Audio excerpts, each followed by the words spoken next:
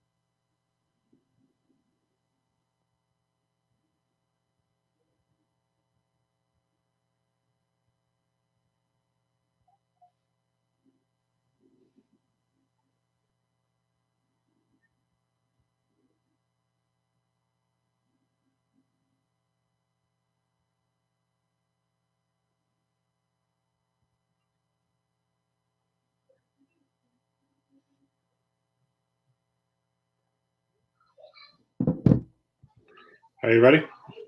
Born ready. How you doing, everybody? And welcome to the Moffett on the Mic radio show. We are live, as always, on a Monday night, courtesy of the A1 Sports Network, courtesy of StreamYard. I got that right? Yes, you did. Bam! Only took me like 5 weeks. I am Craig Moffett, and of course, this show would not be complete without the production stylings of the one and only Chris Klim. What's up, Craig? Klim, what a weekend. The season is unfortunately over, so we go back into our hibernating until spring training starts in probably a few weeks with pitchers and catchers, or if the lockout. They got to get the lockout done first. But Black Monday did not disappoint today in the NFL. A lot of big openings. We're going to rank the openings as we see it from 5 worst to best. Bit of a shocker today in Miami with the Dolphins firing Brian Flores. We'll get into that. We'll recap the Jets and Giants from last night, both with losses. However, both seem to be trending in different directions. And we'll also take a look at the free agents for both the Jets and Giants, who we may want to keep, who we may want to dump. And we will close out our show like we always do. We recap how the former Jets did This is our last time we'll be doing this for the season, since yesterday ended, and so we'll recap that. We'll recap their overall season for 2021. And another former Jet made the news today. Geno Smith was arrested for DUI. All right. Look So, at our guy getting it in the news. Geno. And then we will close our show with 4 ways that we can fix WWE. Okay. So Okay, I finished watching day 1, and it was very good. Okay. One of the better WWE pay-per-views. And the Fatal 5-Way, honest to God, I was surprised at how good it was. Mm-hmm. Because it was very fast-paced. It wasn't like drawn out, dragged out action and all that stuff. It was just, hit after hit after hit. Lesnar took a beating. Lashley took a beating. Owens and them took a beating. I thought overall it was very well done. The show as a whole was pretty good. Now, what I think is going to happen is I have a feeling that Lesnar is going to lose the Raw belt at the Rumble. To who? I think he's going to lose it to Lashley. Okay. And then he's going to fight Reigns at Mania. And I don't know who Lashley is going to fight at Mania, but I have this weird feeling that WWE is going to botch this big time. And they're going to have Lesnar be a surprise entrant in the Rumble, and he's going to win it. And so bad. I'm calling this right now because Sasha Banks is out for 6 to 8 weeks with a leg injury. Mm-hmm. I'm predicting that Charlotte Flair is going to win the Rumble and challenge Becky Lynch for both titles. I'm calling it right now. There's nobody else in the Rumble right now that's gonna unless it's. I don't hate that. And then you unify both titles. You saying, or I love the idea of unifying both titles, but how they used to have it. Yeah, I don't want it to go to Charlotte Flair. So. Oh, you think Becky should unify it again? If I had my way, I wouldn't unify it. I'm just saying I think that's what they're going to do because none of the entrants in the Rumble, any of the entrants in the Rumble would be like, oh, yeah. I will say though, because it did get announced and WWE is basically like opening the forbidden door with Mickie James being in the Royal Rumble as the Knockout Women's Champion. It was kind of like what they did a long time ago with ECW. When they gave Paul Heyman and ECW a lot of TV time because they branched out. But that's the thing, though. At least WWE owned ECW at that point. They didn't own them yet. Oh, they did? No, they didn't own them yet. That was in the 90s. They didn't buy ECW to after the year 2000. Okay, fair enough. But still, though, like, this is, like, yeah, they've talked about AEW, they've talked about TNA before on the show, mentioning stuff, but they never had like this crossover like what we saw with AEW, crossing over with TNA and not TNA, Impact and AEW. This has never been done really before in WWE. Yeah. Well, let's see. I mean, Mickie James is one thing. If I see what's his name, like Moose in WWE, then I'll start getting a little bit more excited for it. But Mickie James doesn't really do that much for me anyway. Yeah, no, I think it's just because of the fact that she's a household name in WWE and especially within the women's division. Now you put Deonna Purrazzo in the Rumble, now we got something. Deonna Purrazzo, Chelsea Green, any of those girls, honestly, because they're good. Yeah, they're very good. You can follow the show on Instagram at Moff on the Mic. On my Facebook page as well. You can follow Klim and the A1 Sports Network on Instagram, Twitter, and Facebook. Let's just dive right in. So let's do the Jets and Giants first, and then we'll get into the rest of the stuff. We'll kind of just go quickly through the game. We don't need to really dive really deep into the games from yesterday, all that stuff. Jets lose to the Buffalo Bills. I think it was 27-10. Overall, I'm going to be honest. I didn't really give them much of a chance to beat Buffalo. However, I really like the fact that they fought hard in the last game of the season. Yes. And the defense, I thought, played really well. I just think it was a case of they got gassed. Buffalo's punter did the Bills no favors yesterday with his terrible punting.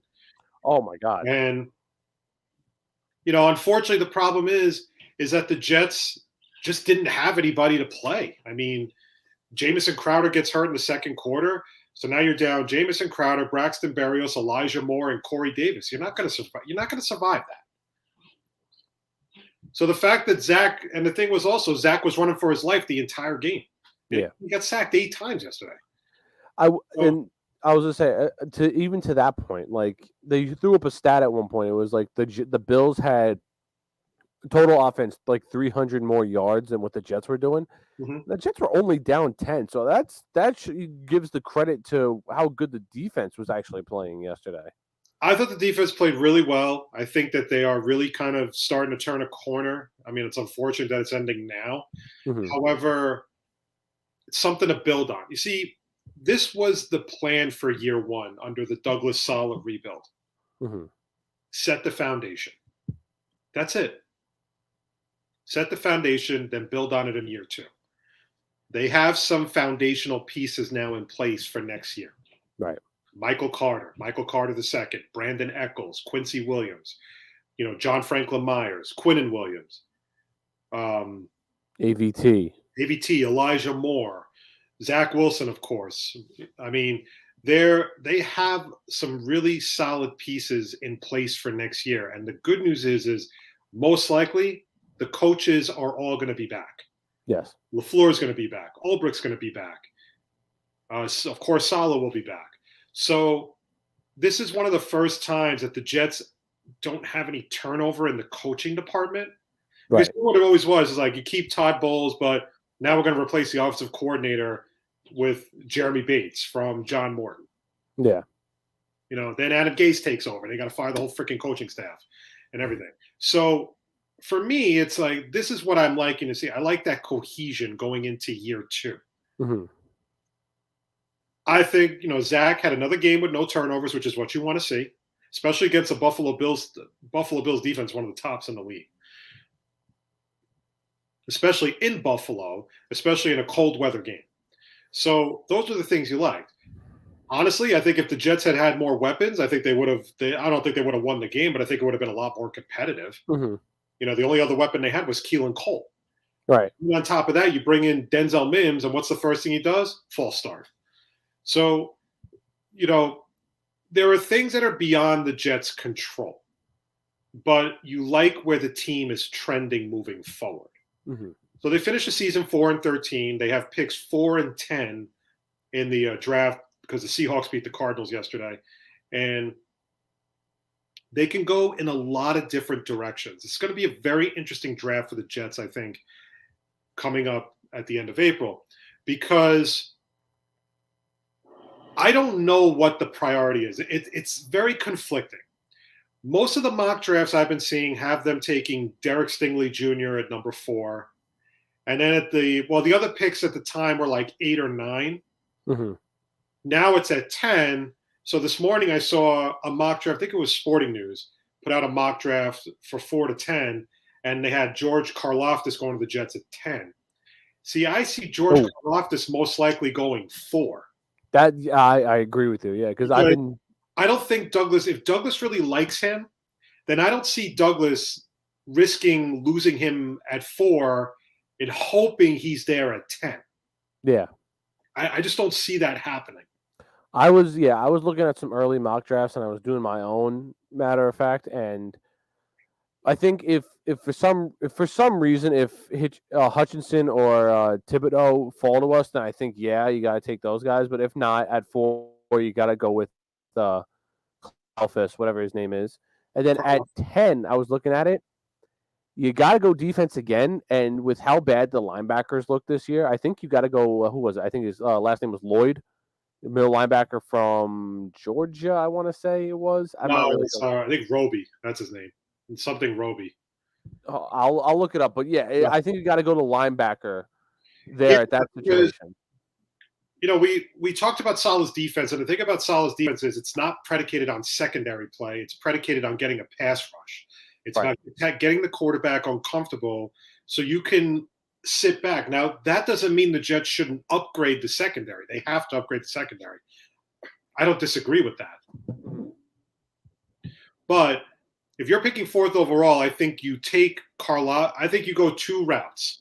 You either go George Karlaftis or you go with an offensive lineman at 4. You might get your hands on Evan Neal if Jacksonville decides they don't want him. You might wind up with there's another kid I think from NC State who's supposed to be really good. I can't remember his name. Those are the 2 guys I've been seeing in a lot of the mocks in the top 10. 10 is kind of a crapshoot. You can go a lot of different ways. You could go for an offensive lineman at 10 if there's one there that you like. You can go with a linebacker there if there's one that you like. Or you can try to go for a receiver like Jamison Williams from Alabama if you wanted to go down that road. Something tells me that Douglas is going to try to keep it defense because I think the defense needs to be addressed more than the offense.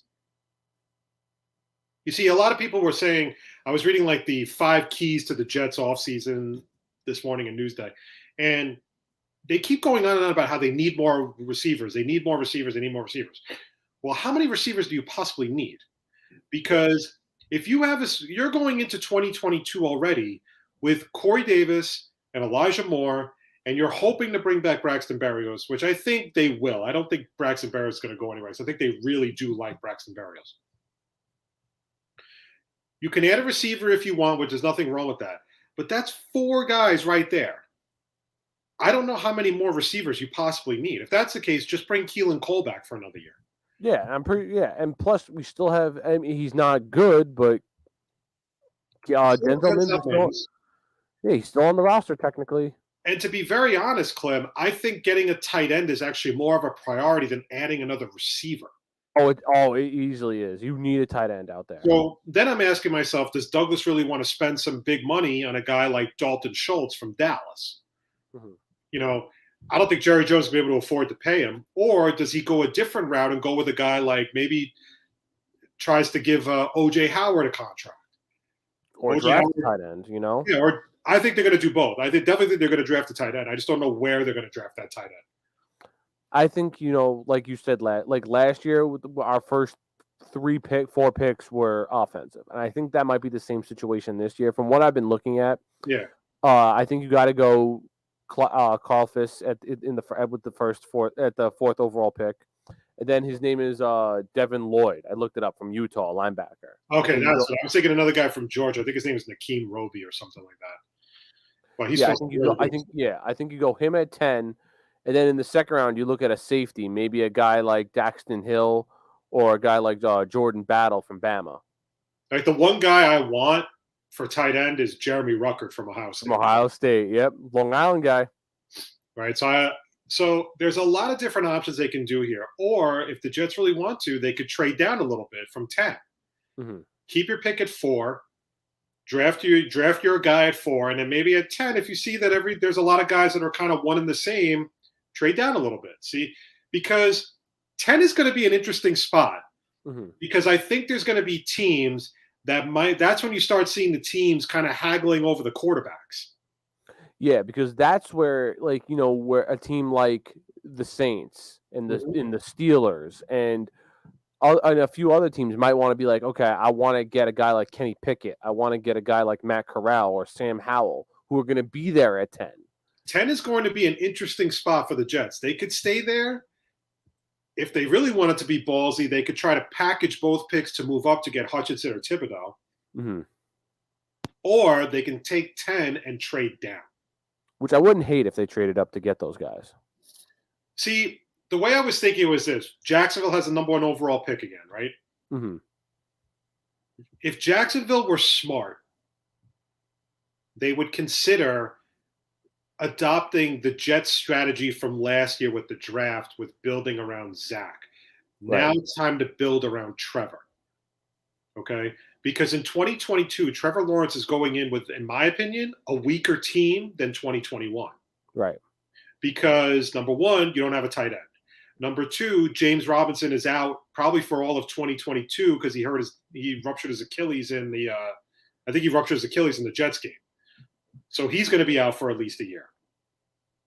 You have Travis Etienne, who's coming back from missing 2021 into 2022. So he's going to be rusty to start. Mm-hmm. Trevor Lawrence right now has no weapons to work with. No, like zero. So while I don't think it's irresponsible for the Jaguars to just say, okay, we're going to draft Aiden Hutchinson, then we'll figure out the rest. It might not be a bad move to entertain some offers for that pick. I know, I totally agree with you. Especially say even if Joe Douglas was just like, "Hey, Jaguars, you want to swap firsts, and I'll give you the 10th overall pick," and that would be honestly an ideal situation for the Jaguars, because if you look at it, they say the Jaguars acquire, they do that trade, and the Jets have the first overall pick. They draft Aiden Hutchinson. The Jaguars now have the 4th overall pick and the 10th overall pick. At the 4th overall pick, if you're the Jaguars, you take Evan Neal to help out that offensive line. You got to, and their line was bad too, and they're gonna have to replace linemen. You have to replace Cam Robinson. You gave Cam Robinson a franchise tag. You're gonna pay him or not? Exactly. You do that. You take Evan Neal at the 4th overall pick, and at the 10th pick, who's going to be there? Jameson Williams. And right there, that's when you start building your team. You got your running back now, who granted you don't know what you're going to get out of Travis Etienne coming off this injury, but from what you hope is that, okay, good. Him and Trevor have a connection. They'll possibly put together. You get a guy like Evan Neal. Okay, good. The offensive line is starting to build a little bit, and a guy like Jameson Williams. He's a great wide receiver. To have him be your future number 1 wide receiver is fantastic. No. And that's what I was thinking, because, last year when the Jets had, they drafted Zach, they drafted Elijah Vera Tucker, then they went and got Elijah Moore, then they got Michael Carter. And you started to build this young offense around Zach Wilson, which is what you wanted to do. And we haven't had a draft like that in a long time. So it was really refreshing, not to mention the fact that all those guys are going to be grouped together for the next 3 or 4 years. Right. So the possibilities are endless there for Zach to be extremely successful with those guys in tow, injuries aside, of course. Right. Maybe the Jaguars have to start thinking with that strategy. Because if you draft Aiden Hutchinson, I'm not saying Aiden Hutchinson would be a bad pick. And I'm not trying to psych myself into thinking, hey, the Jets have a shot at Aiden Hutchinson. Okay? But Trevor Lawrence needs weapons to succeed. You can't go into next year with just Marvin Jones and Laviska Shenault and then be like, okay, we're good. Yeah. It can't work that way. And even if the Jaguars go and spend money in free agency, I don't know how much money they're going to have under the cap, but their strategies have always been really weird. It's always just kind of been, we're going to sign this guy, sign this guy, sign this guy, and we should be good. There just never seems to be a good strategy. Mm-hmm. Now, listen, if you put Aiden Hutchinson on that defense or Kayvon Thibodeau on that defense to go with Myles Jack, to go with Josh Allen, you're going to have a pretty decent pass rush. Mm-hmm. There's nothing wrong with that. But I think your offense suffers at the end of the day, too. And I think that Trevor Lawrence needs playmakers. And I think you need to surround him with playmakers. Jacksonville is not going to be good overnight. No. They're not going to be a very good team in 2022. We already know this. But the important thing for the Jacksonville Jaguars right now is they need to develop Trevor. That's the key, whoever comes in. Now, I have been an advocate for a veteran football coach to come in and work with him. Mm-hmm. And I think a guy like Jim Caldwell or a guy like Doug Peterson will work perfectly. Because I think there'll be that steadying voice, that veteran guy with experience. Caldwell's been to the playoffs. He's taken the Lions to the playoffs. He's taken the Colts to the playoffs. Granted, he's never been to the Super Bowl, but doesn't matter. Peterson has won a Super Bowl with Philadelphia. I think he's made it to the playoffs too. I can't remember the other team. I want to say Kansas City. But overall, I think right now, those are the two calming presences you want for a guy like Trevor Lawrence. There's nothing wrong with bringing in a guy like Byron Leftwich. There's nothing wrong with bringing in a guy like Brian Daboll if they want the job. But when you're a rookie head coach, you're also trying to find your own way. Right. You're trying to navigate your own way through the media, game planning. You're not just focusing on offense anymore. You got to look at the whole picture. So you're not going to be able to work with Trevor the way you want to work with Trevor because you're going to be too busy working with everything else. Right. And you're learning. You're adjusting on the fly. Jacksonville is probably one of the most low-pressure cities in all of, the NFL. But I think the strategy should just be go out, build that offense around Trevor Lawrence. Draft a couple of linemen. Maybe the draft is your best friend this year instead of just spending money on random free agents that, yeah, maybe good, but they may not be either. No, you're absolutely right. But I think like you said, like if I doubt, I wouldn't hate it if Douglas decided to trade. Trust me. I wouldn't hate it if Douglas was like, "Hey, Jacksonville, both picks for your pick." I wouldn't hate it at all because I know we're going to get a solid defensive lineman, whether it's Aiden Hutchinson or Thibodeau. But it would also work out in the Jaguars' favor, like I said, because if you're at the 4th overall pick, you draft a guy like Evan Neal to help protect Trevor Lawrence and give you a little bit more protection for a guy like Travis Etienne, who's coming off a major injury. Plus, at 10 overall, you can see the guy Jameson Williams there, who's a guarantee. I think he's going to be one of the better wide receivers in the rookie class this year. Plus, you put him along. I like Laviska Shenault. So you have a duo of Laviska Shenault and Jameson Williams. It's not bad at all. And then you keep growing with that offense as well. You keep trying to get him weapons. Maybe you get him a tight end, get him another lineman in the second round. Who knows? But it's up for what the Jaguars want to do at this point. They hold the cards. Yeah, and you're right. And at the end of the day, something tells you they're just going to take Aiden Hutchinson and be done with it. Mm-hmm. But I just don't know if that's the wise move. Right. But getting back to the Jets real quickly before we switch to the Giants, there's a lot that can be done. But one thing that is for certain for 2022, they have to start shooting for the playoffs. Yes. Okay.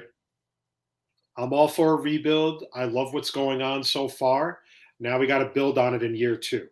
This team has to win, in my opinion, at least 7 games next year. Agreed. And I was looking at the schedule. We got a tough schedule next year. We do, but I think it's beatable. I think it definitely is. They can beat Detroit.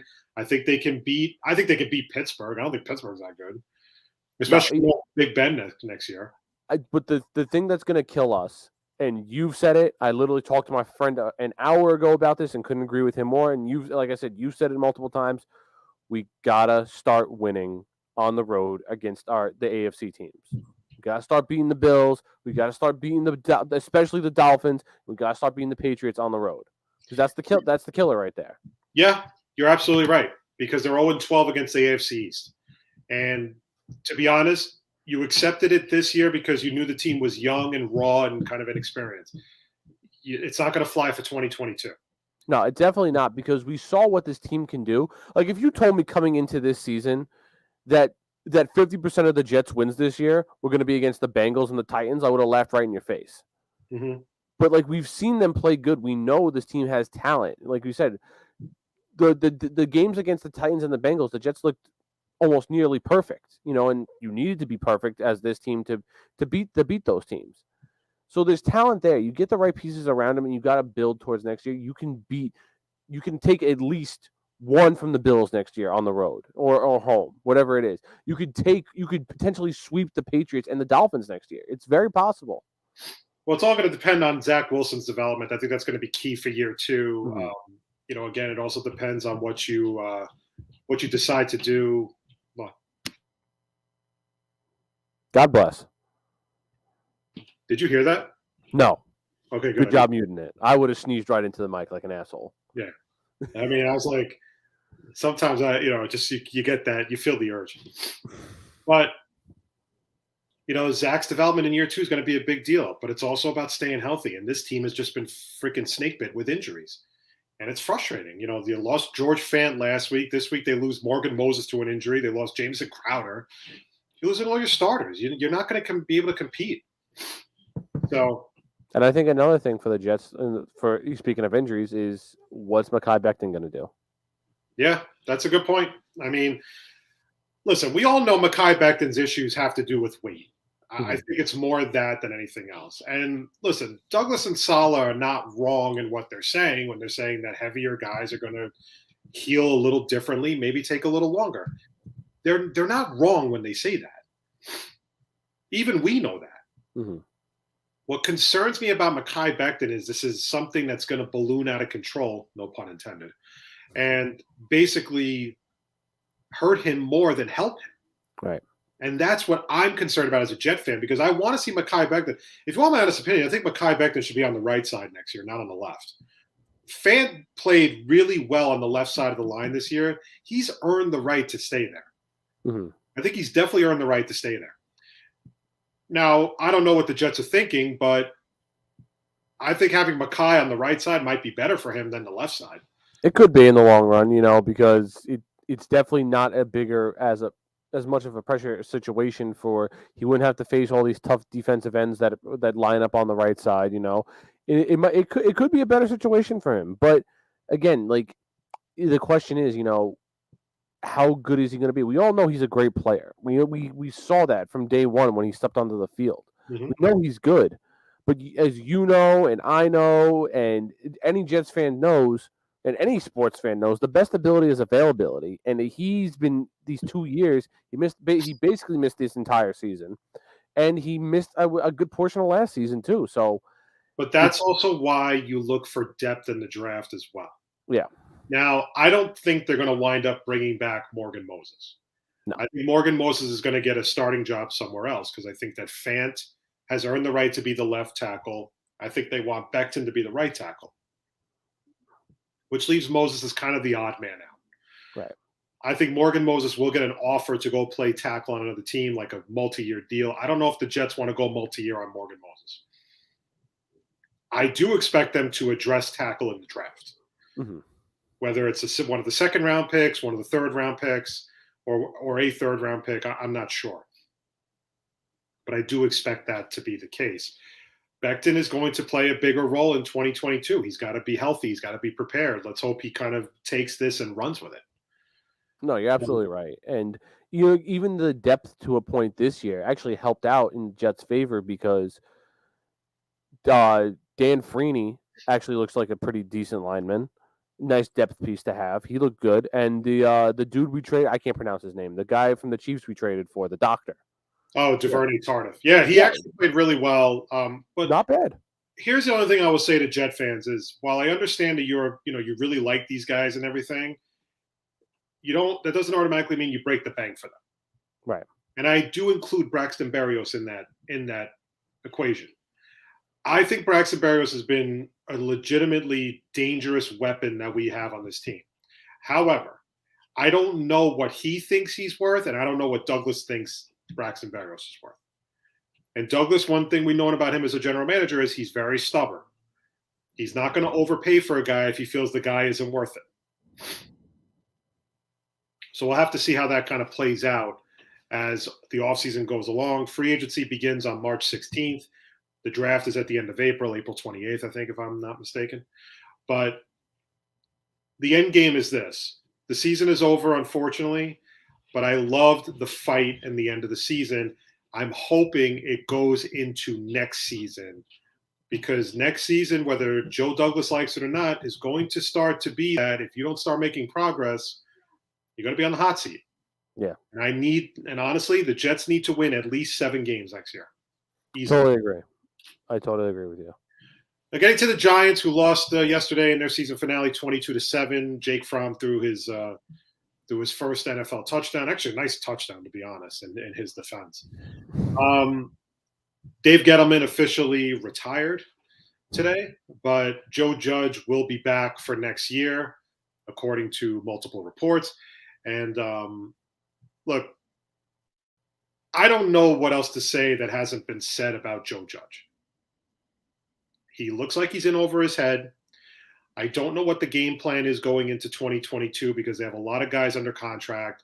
I'm not sure where they can make changes. And even if they do get guys under the cap, they're not going to be cutting $70 million of cap space. At best, the Giants are going to have in the $20 million range, and then they're going to have to probably build through the draft for the rest of it. And you have to allocate some of that cap money for your draft picks. So that's the downside to having 2 first-round picks, is you got to pay 2 guys first-round money. So the key at this point becomes who's going to be the general manager of this team with Gettleman retiring. And again, we've talked about it ad nauseum for the last couple of weeks. The only way it works right now with Judge is if you promote from within. Mm-hmm. because I don't think there's an outside candidate that wants to work with Joe Judge. I can't, not that I know what candidates there are, but I just don't see a guy that really wants to go to the Giants and really wants to work with Joe Judge, not to mention the fact that this division is getting tougher by the minute, and the Giants are going to be saddled with some bad contracts going into this offseason. Well, you're absolutely right. And from what I saw in updates and a little bit of rumors today, that the Giants want to talk to, I think it's like the Chiefs executive president or something like that, and the Bills like assistant general manager. All right. But there's a lot of issues right now with the Giants, and it does start with Judge. Judge may have to make some changes on his coaching staff for starters. I don't know, not to say, I mean, Patrick Graham, I think, deserves to stay. I think he's done a decent job for the most part. I thought the Giants' defense played really well yesterday, all things considering. They just didn't have an offense. Right.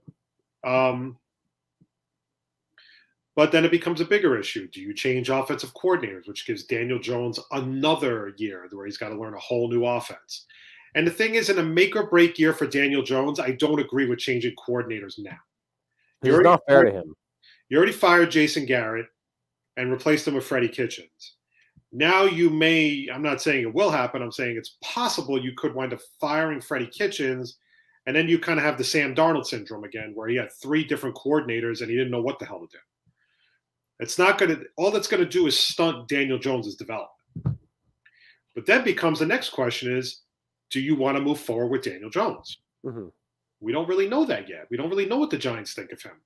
We don't know if they think he's the future of the organization. We don't know if they think that he can be the quarterback here for the next 10 years.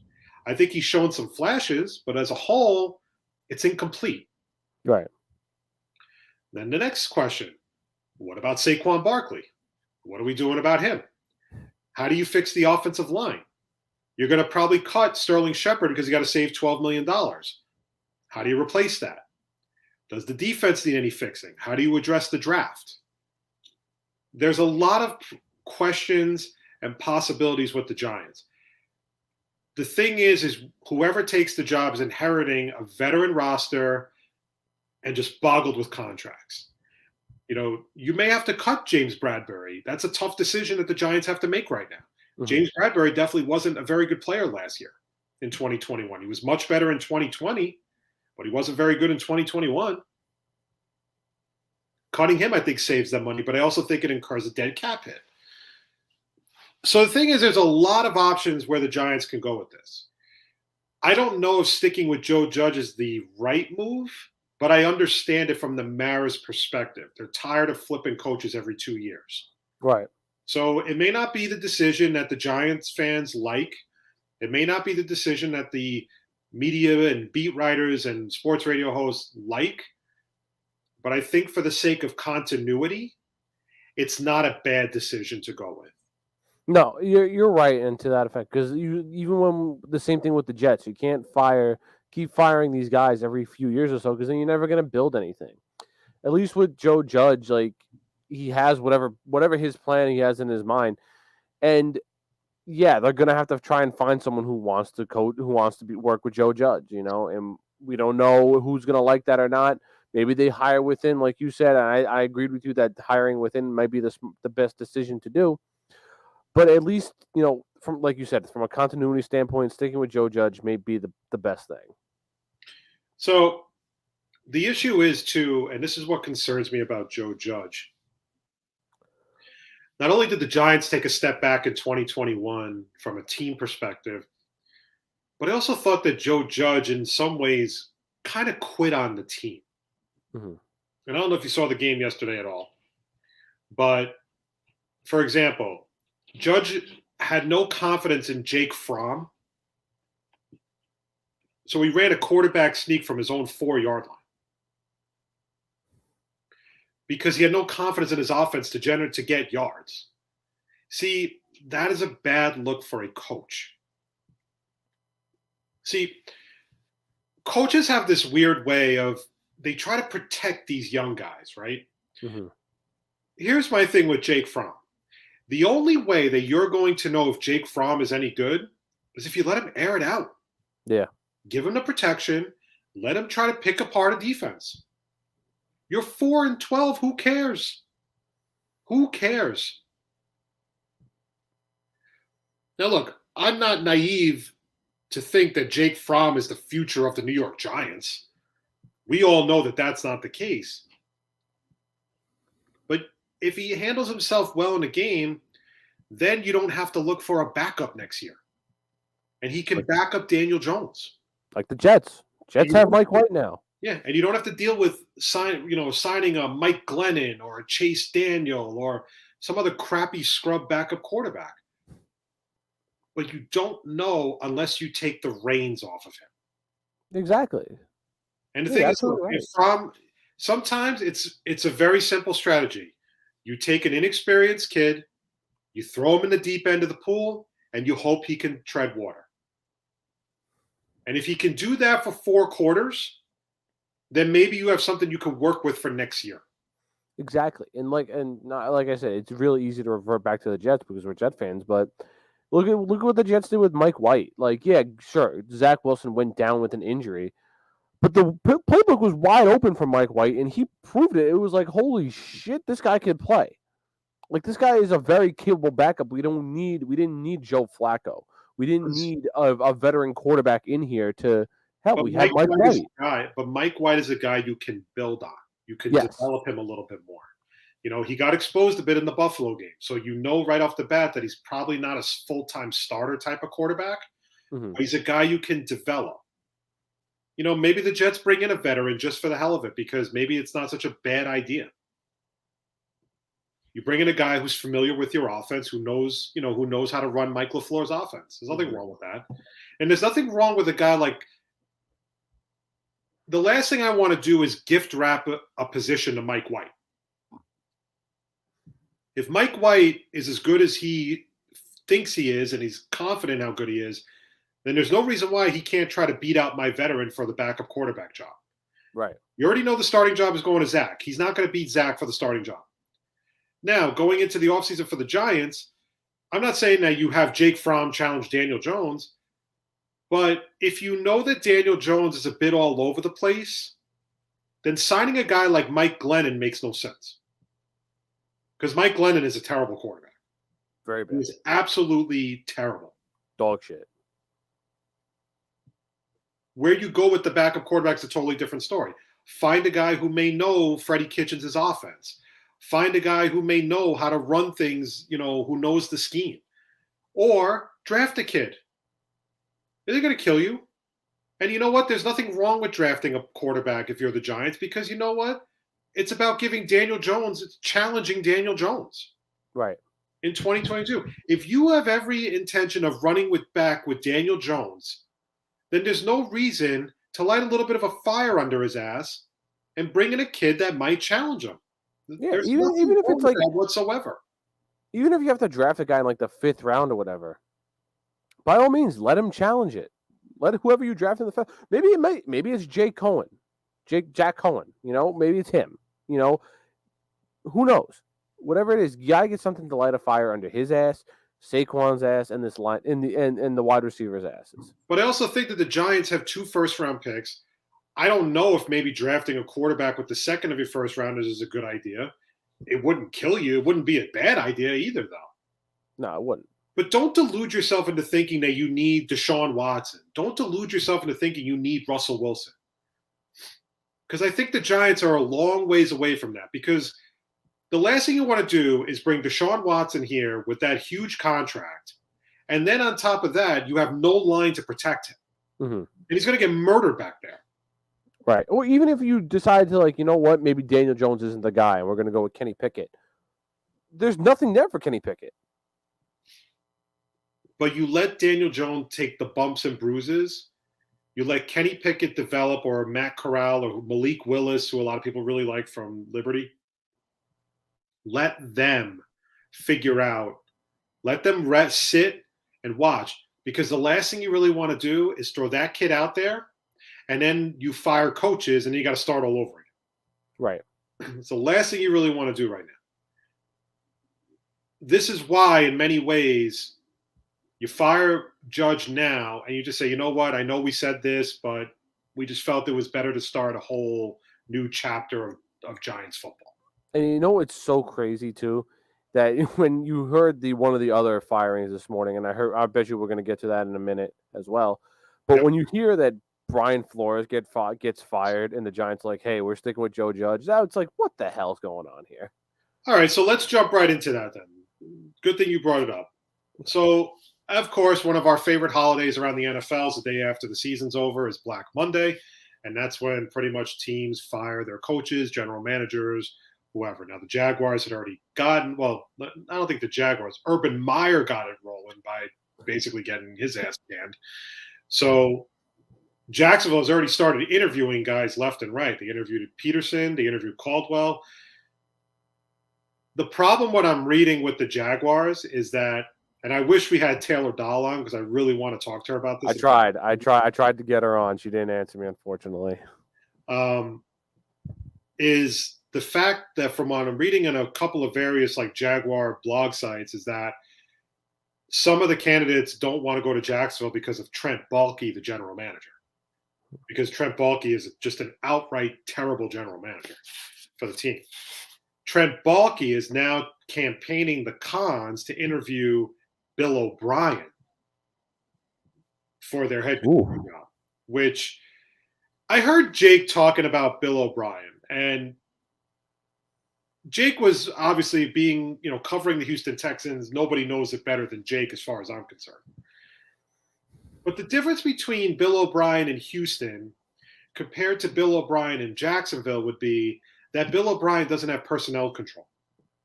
He's not going to trade Trevor Lawrence for a second and a fourth round pick. He's not going to trade Josh Allen for a bullshit draft pick. Right. That being said, the cardinal rule for me is you don't hire a coach that got fired within your division.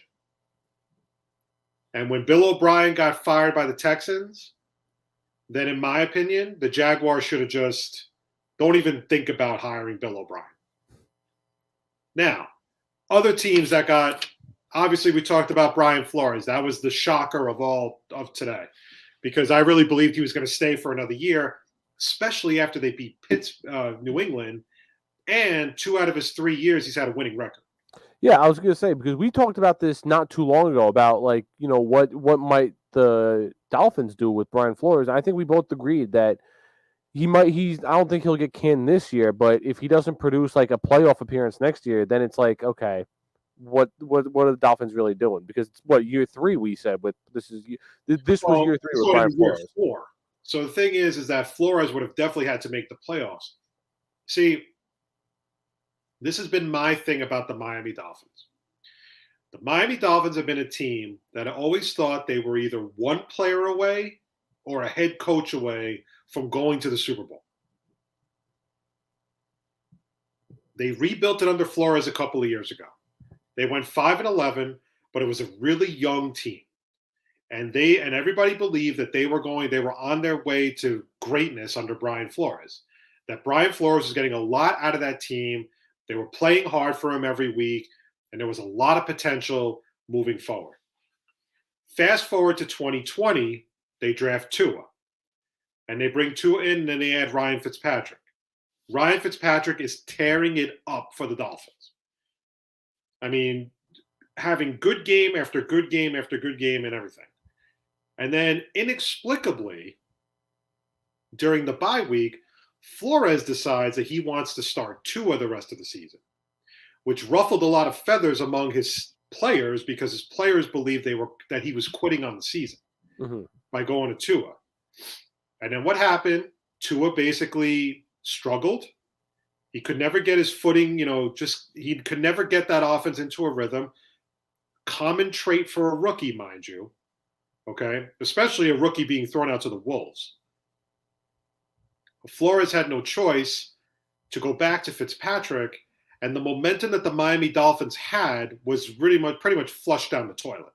Yeah, and they could easily they were like you said, like we were like, holy shit, we can't believe like how good the Dolphins were playing last year. And then they make the bozo decision to put Tua in. It's like, wait, what?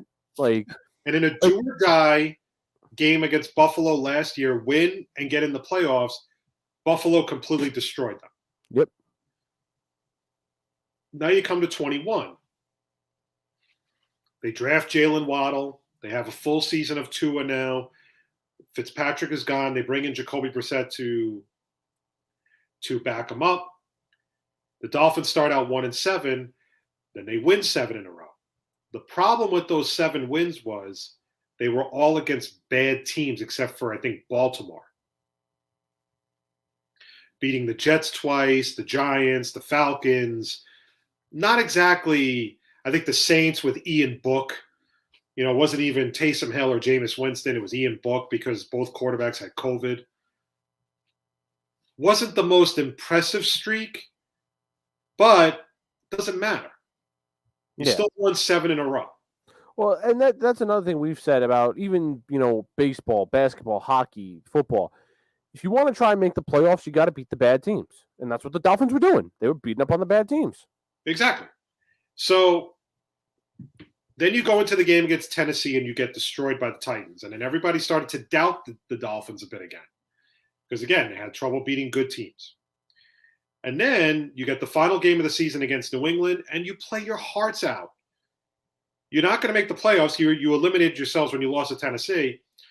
But it showed that they played hard for him in a game that really didn't mean anything to them. It was just to play spoiler for New England. And they did exactly that because New England didn't win the division. They have to go on the road now to play Buffalo. Mm-hmm. And then they fire him the next day, which is just strange. Again, 2 out of his 3 seasons, he had a winning record. Now, the problem with the Dolphins is a little twofold. I don't think all the issues have all to do with Tua. I don't think Tua is a bad quarterback, but here's my question. Do you feel confident in the talent around him besides Jalen Waddle? No, not really, actually, because other than Jalen Waddle, I liked Devontae Parker a couple of years ago, and I had high hopes for him, but he hasn't been able to produce what did a few years ago. The Mike Gaskin sucks. He's just Gaskin had a terrible season this year. Gaskin had a terrible season for them this year. He's terrible, and Gesicki is the only other option and Gesicki's very good. I like Mike Gesicki a lot. But like I said, he may not go back to Miami. He's a free agent. He's an unrestricted free agent. True. So so say they don't sign him back. The only guy you got coming back that's a very, very good offensive weapon is Jalen Waddle. And that's not enough for Tua to succeed. You're right. So while we're very quick to dump Tua, he sucks. You see, this is again, speaks to what I'm talking about in the NFL with the double standard shit. Nobody talked about Trevor Lawrence being a bad quarterback in Jacksonville. Nobody complained about the weapons, using the weapons as an excuse in Jacksonville. Zach Wilson would play bad, and they were ready to run him out of New York. What was the reason why Sam Darnold apparently failed with New York? It was because of all the weapons, right? Yeah. Why isn't the same argument being made on Tua's behalf? What have the Dolphins done to make Tua a better quarterback? More importantly, Klim, do they really even like Tua? Yeah, you never got the feeling that when the Jets and Giants, they drafted Zach Wilson and Trevor Lawrence. I mean, not Giants, the Jaguars. They drafted Trevor Lawrence. You saw excitement from Jets fans and Jaguars fans. But when the Dolphins drafted Tua, it was like, okay. And even when he got playing, it's like they never were really behind him. No. And I still don't get that vibe that they're behind him. In fact, I wouldn't be surprised if they try to trade him this offseason. And they try to figure out a way to get Deshaun Watson. Now there's varying reports about the drama between Flores and the GM, who actually kept his job. Mm-hmm. Okay? That there was a lot of tension. There was a power struggle. Adding another wrinkle to this whole thing is the fact that Watson wanted to go to Miami to play for Flores. So now any chance of Deshaun Watson may have been flushed down the toilet. Which is good, though, in a way. I'm just saying, this is just varying reports. Take it for what you want. But where we're at right now is the Dolphins are always this franchise that believe they are one player away or one head coach away from being a Super Bowl contender, and it's never the case. Mm-hmm.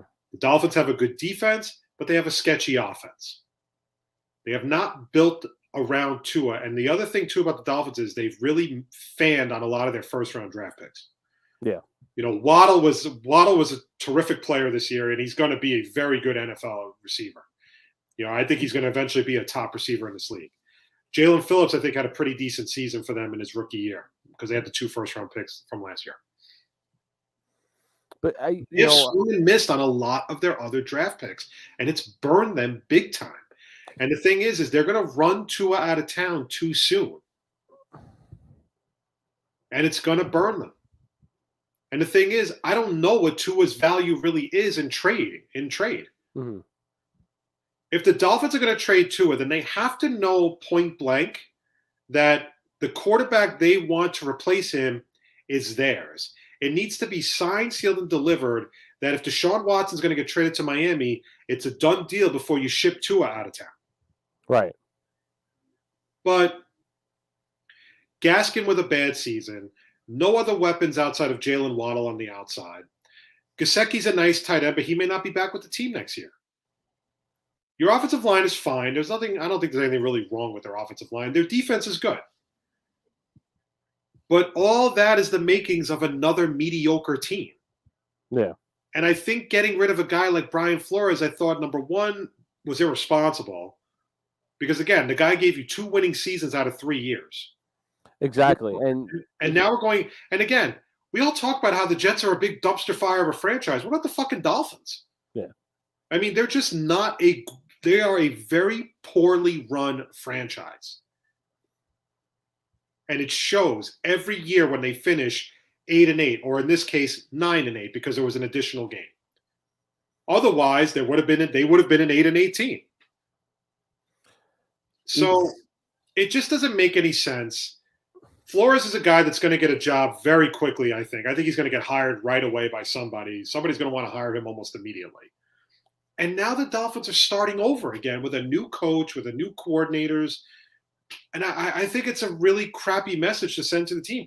And the Dolphin fans are livid about it because they really like Brian Flores. I think a lot of people liked Brian Flores, even non-Dolphins fans. Like, I generally liked what Brian Flores was doing with the Dolphins. Like, as a Jets fan, I'm watching this team and I'm like, holy shit, this is what Brian Flores was able to do in 3 years. This is great. Like, this is what I want.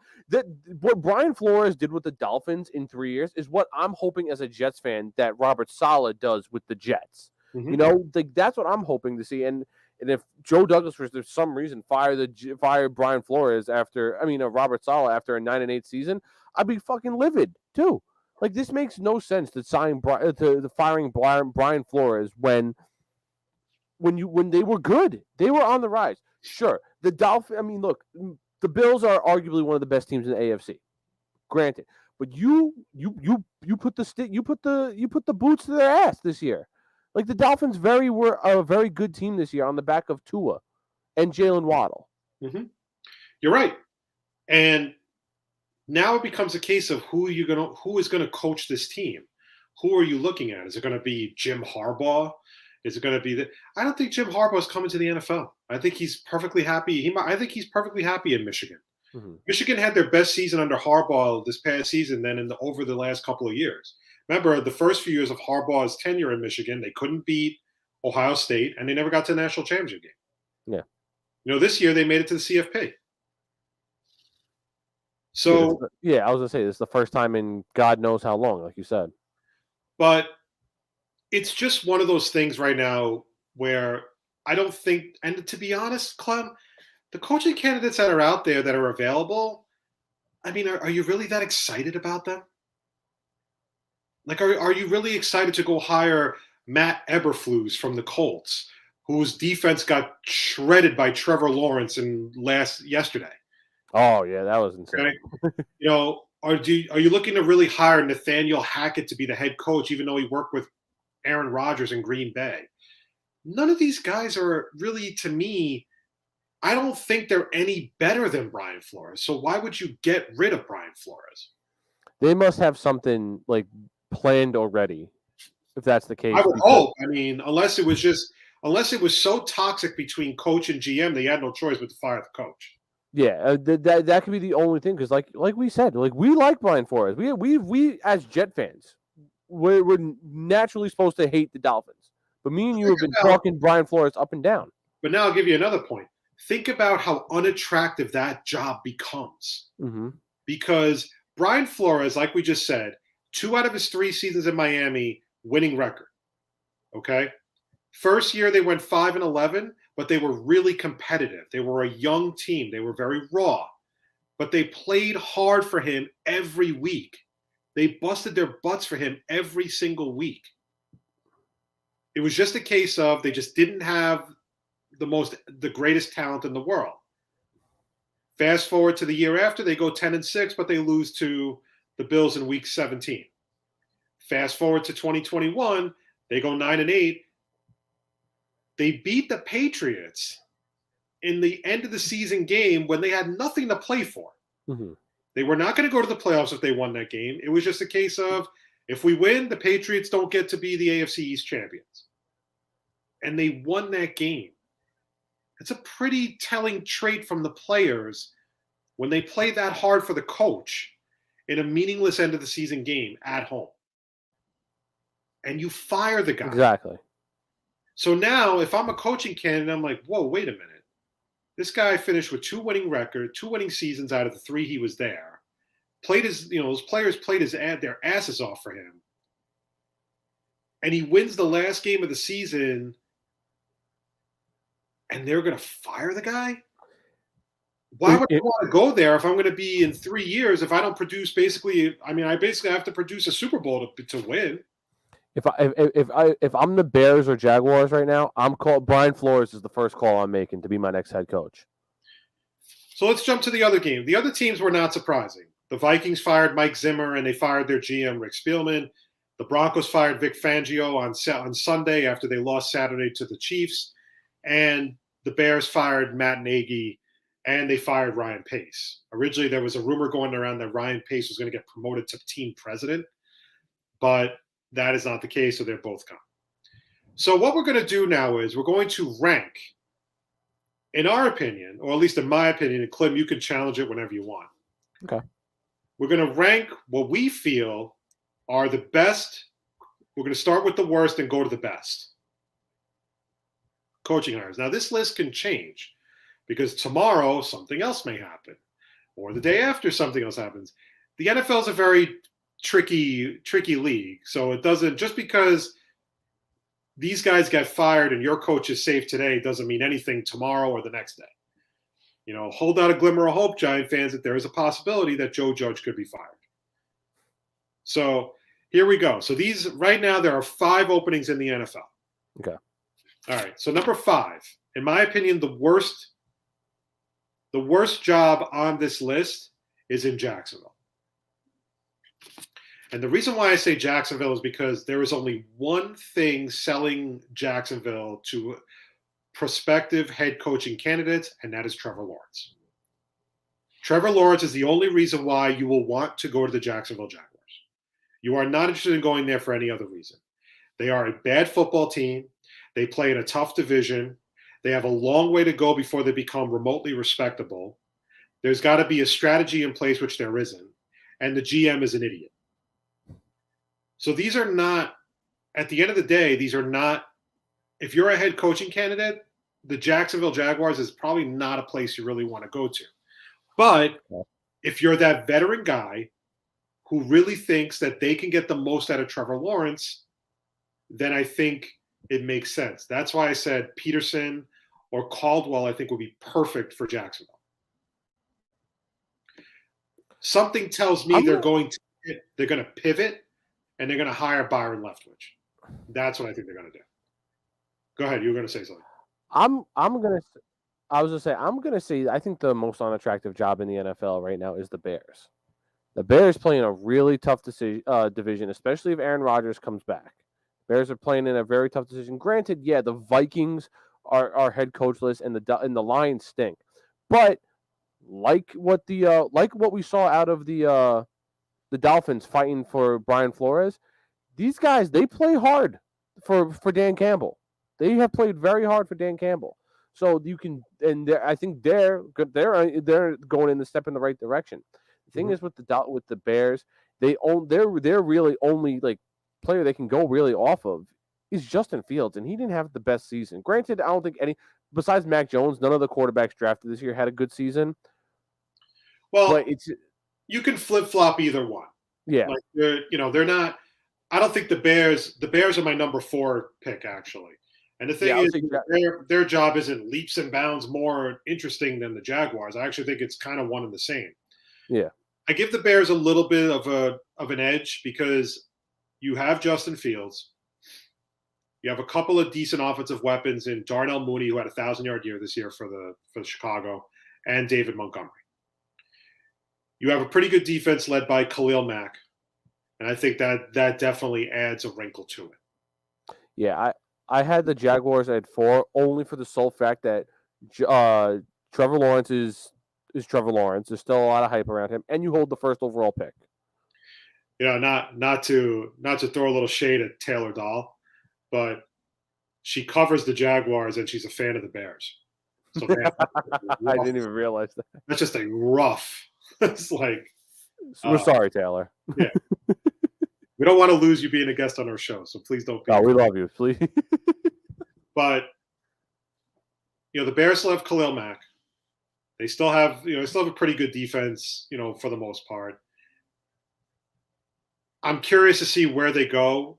I think an offensive-minded head coach is the best way to go for Chicago because of Justin Fields. I think if you hire a defensive guy, that does nothing for Justin Fields, and it's going to hurt him more than help him. Right. So if I had to pick a guy for the Bears that I would want, now there was a weird rumor going around that Josh McDaniels apparently has a staff in place to go to Chicago. Oh. I don't know if that's true or not. That was a weird rumor that was floating around. I don't know if he would go there. But if I had to pick a guy that I want to hire, I would probably try to hire Brian Daboll for Chicago. I think he would be pretty good working with Justin Fields. The other guy I would probably give, although I haven't really seen his name floating around already, is Eric Bieniemy. That's who I was going to say. So, but the Bears kind of have the similar issues that the Jaguars have.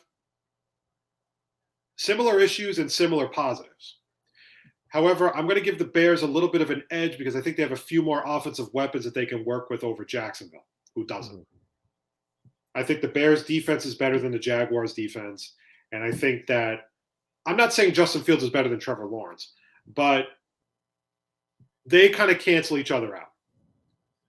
But I think they have a few more offensive weapons. And I think if you build that line the right way, I think the line has a chance to really, I think the Bears can get better quickly than Jacksonville does. Just won $100. Sorry. For what? I bet on the I bet some props on the championship game tonight. I bet Bama scores first, and they just kick the field goal. Yeah. So gotta love legalized online gambling in New York now. So you're one of those people, the compulsive gambler? No, I usually only gamble during football season. That's the only time I really gamble. I'm a daily fantasy guy. Season's over, so I delete my app altogether. I only put it back on in August when I start doing daily fantasy football again. All right, so Jaguars 5, Bears 4. Number 3 for me is Denver. I think that Denver, again, same thing, good defense. Denver has really swung and missed on quarterbacks, though, and I think that's what's ultimately burned them. I also think that's what's hurt them when it comes to their receiving group, which has, Jerry Jeudy, Cortland Sutton, KJ Hamler. Cortland Sutton, I think, is an unrestricted free agent, if I'm not mistaken. I think so. But Noah Fant is a pretty good tight end for them. They have a pretty decent running game in Javonte Williams with, I don't know if Melvin Gordon will be back with them next year. But overall, I think Denver has a pretty good team. They have a very good secondary. They have a pass rush led by Bradley Chubb. There's a lot of good pieces in place for the Denver Broncos. I think they can jump right back into it.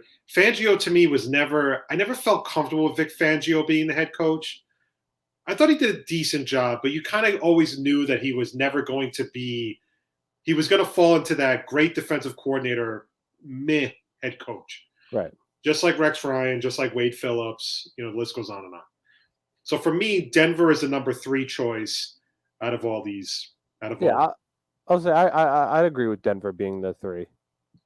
All right, number 2 for me is Miami, because Miami has a very good defense. They blitz like crazy, which is, they have a lot of speed. They have good corners with Byron Jones and Xavier Howard. Good pass rush all around. Overall, good defense. You got to tweak the offense a bit. I think their offensive line is good. However, outside of Jalen Waddle, they really struggle to have weapons. That's what you got to fix there. And you need to fix the running game. When Duke Johnson is out running Myles Gaskin, that's a bad thing. That's not a good thing. So the ultimate question with Miami is, what do you do with Tua? That's the first question you have to answer before you can even move forward with the rest of your strategy for the offseason. Do you plan to, do the Dolphins like Tua, but Flores doesn't like Tua? Or are you planning to just clean house altogether and get rid of Tua? I mean, I don't think 2 years is enough to really get a good sense of how a quarterback can develop, especially when Tua has only really played a season and a half, because he didn't play a full 2020. Right. He played half of 2020. So I think the jury's still out on Tua's development. Okay. But overall, I think there's a lot of pieces in place. They really should have fired the general manager. I don't think that this general manager should be allowed to pick the next coach. See, that's why I was reminded of when Jake talked about timelines. You have a veteran GM now who's hiring another coach. Well, what happens if the team plays like crap again? Then what do you do? Then you got to fire the GM. Now you're going to hire a GM who may not get along with the coach. Just like with the Giants. You could be the GM of the Giants, but you have to keep Joe Judge. Well, what if I don't want to keep Joe Judge? Right. See, those are the things that teams still neglect to ask themselves when they're looking into into hiring a coach and hiring a GM. But I think the Dolphins' job is attractive on a number of levels. They are a competitive team. I think they have a good young quarterback who just needs more time. You have a future stud at wide receiver in Jalen Waddle. If you find another guy to pair with him on the outside and maybe tweak the running game, then the Dolphins become a good franchise again. But it ultimately depends on what you want to do with Tua, because if you decide to move on from Tua, it's going to set you back in 2022. Right. Because hypothetically, if you make the trade for Deshaun Watson, then Deshaun Watson's going to get suspended. Because the NFL is going to suspend him. They haven't officially suspended him at all yet, because these cases are still pending. Right. To trade for Deshaun Watson now, you're going to be punting on 2022, basically, because now you got to find a quarterback before Watson can take over. So in many ways, that's why I'm saying right now, the Dolphins' strategy hinders on how they ultimately feel about Tua Tagovailoa. Agreed. I'm going to say the Vikings is my number 2 most attractive team to go to. And they're only 2 just because of the fact that their defense isn't the sexiest defense in the world. And I like the Dolphins defense more than I like the Vikings defense. Granted, the Vikings have weapons on offense. They do. And Justin Jefferson's one of the top wide receivers in the league. And Dalvin Cook is one of the top running backs in the league. But the thing is, what are they going to do with Kirk Cousins? Are they going to try and find his replacement in the future? We don't know. And, you got whatever head coach you bring on, you're going to have to deal with him with that. The head coach isn't going to get a new quarterback this year or not even next year. So they're going to have to deal with that, and they're going to have to try and rebuild this defense to what it once was. Okay. Fair. Good points. And you're right. Vikings for me is number 1. The reason why the Vikings for me is number 1 is you already have your quarterback in place in Kirk Cousins. I don't really think he is a difference maker. I don't think he's a guy that's going to move the needle for me basically what you see is what you get with Kirk Cousins. I think he shows potential to be a very good stats guy, but I just don't think he's ever going to lead them anywhere. I just don't see it. You have two of the top receivers in the league in Justin Jefferson and Adam Thielen. You have a top running back in the league in Dalvin Cook. You have a defense that gets after the quarterback. They have 51 sacks this year, which is a lot. Mm-hmm. Led by Danielle Hunter, Sheldon Richardson, Eric Kendricks. I think Everson Griffin was on their defense this year. Their secondary needs some tweaking, though. Patrick Peterson is another year older, even though he had a pick six yesterday. He's been okay, but he was only there on a one-year deal. Mm-hmm. I find Harrison Smith to be a little overrated, even though I'm a Notre Dame guy. But I don't think he's as good as everybody makes him out to be. And I think that's the area that needs to be tweaked the most. I think their offensive line is good. The Vikings don't have a lot. I just think Zimmer was never the right voice. And after a while, it just got to the point where it just wasn't working. Right. He was getting the same results over and over. And again, this is a Vikings team that badly underachieved. With that amount of talent, you should not be treading water for a wild card spot to be the number 7 seed. Exactly. You should be fighting for those higher seeds. You should be able to take on the Packers. Now, I don't know who will want to coach the Vikings. I think the Vikings is a very attractive job for those reasons. But right now, with all that talent, that to me is the best job in the NFL. Fair enough. Because like you said, like we said, Justin Jefferson's one of the top wide receivers in the league, and Dalvin Cook's one of the top running backs in the league. Yeah. And the thing is, Mike Zimmer ran his course. It was getting old. It was getting tiresome. It was they were just doing the same things, and then they lost to the Lions. That pretty much sealed his fate as far as I'm concerned, when they gave the Lions their first victory of the season.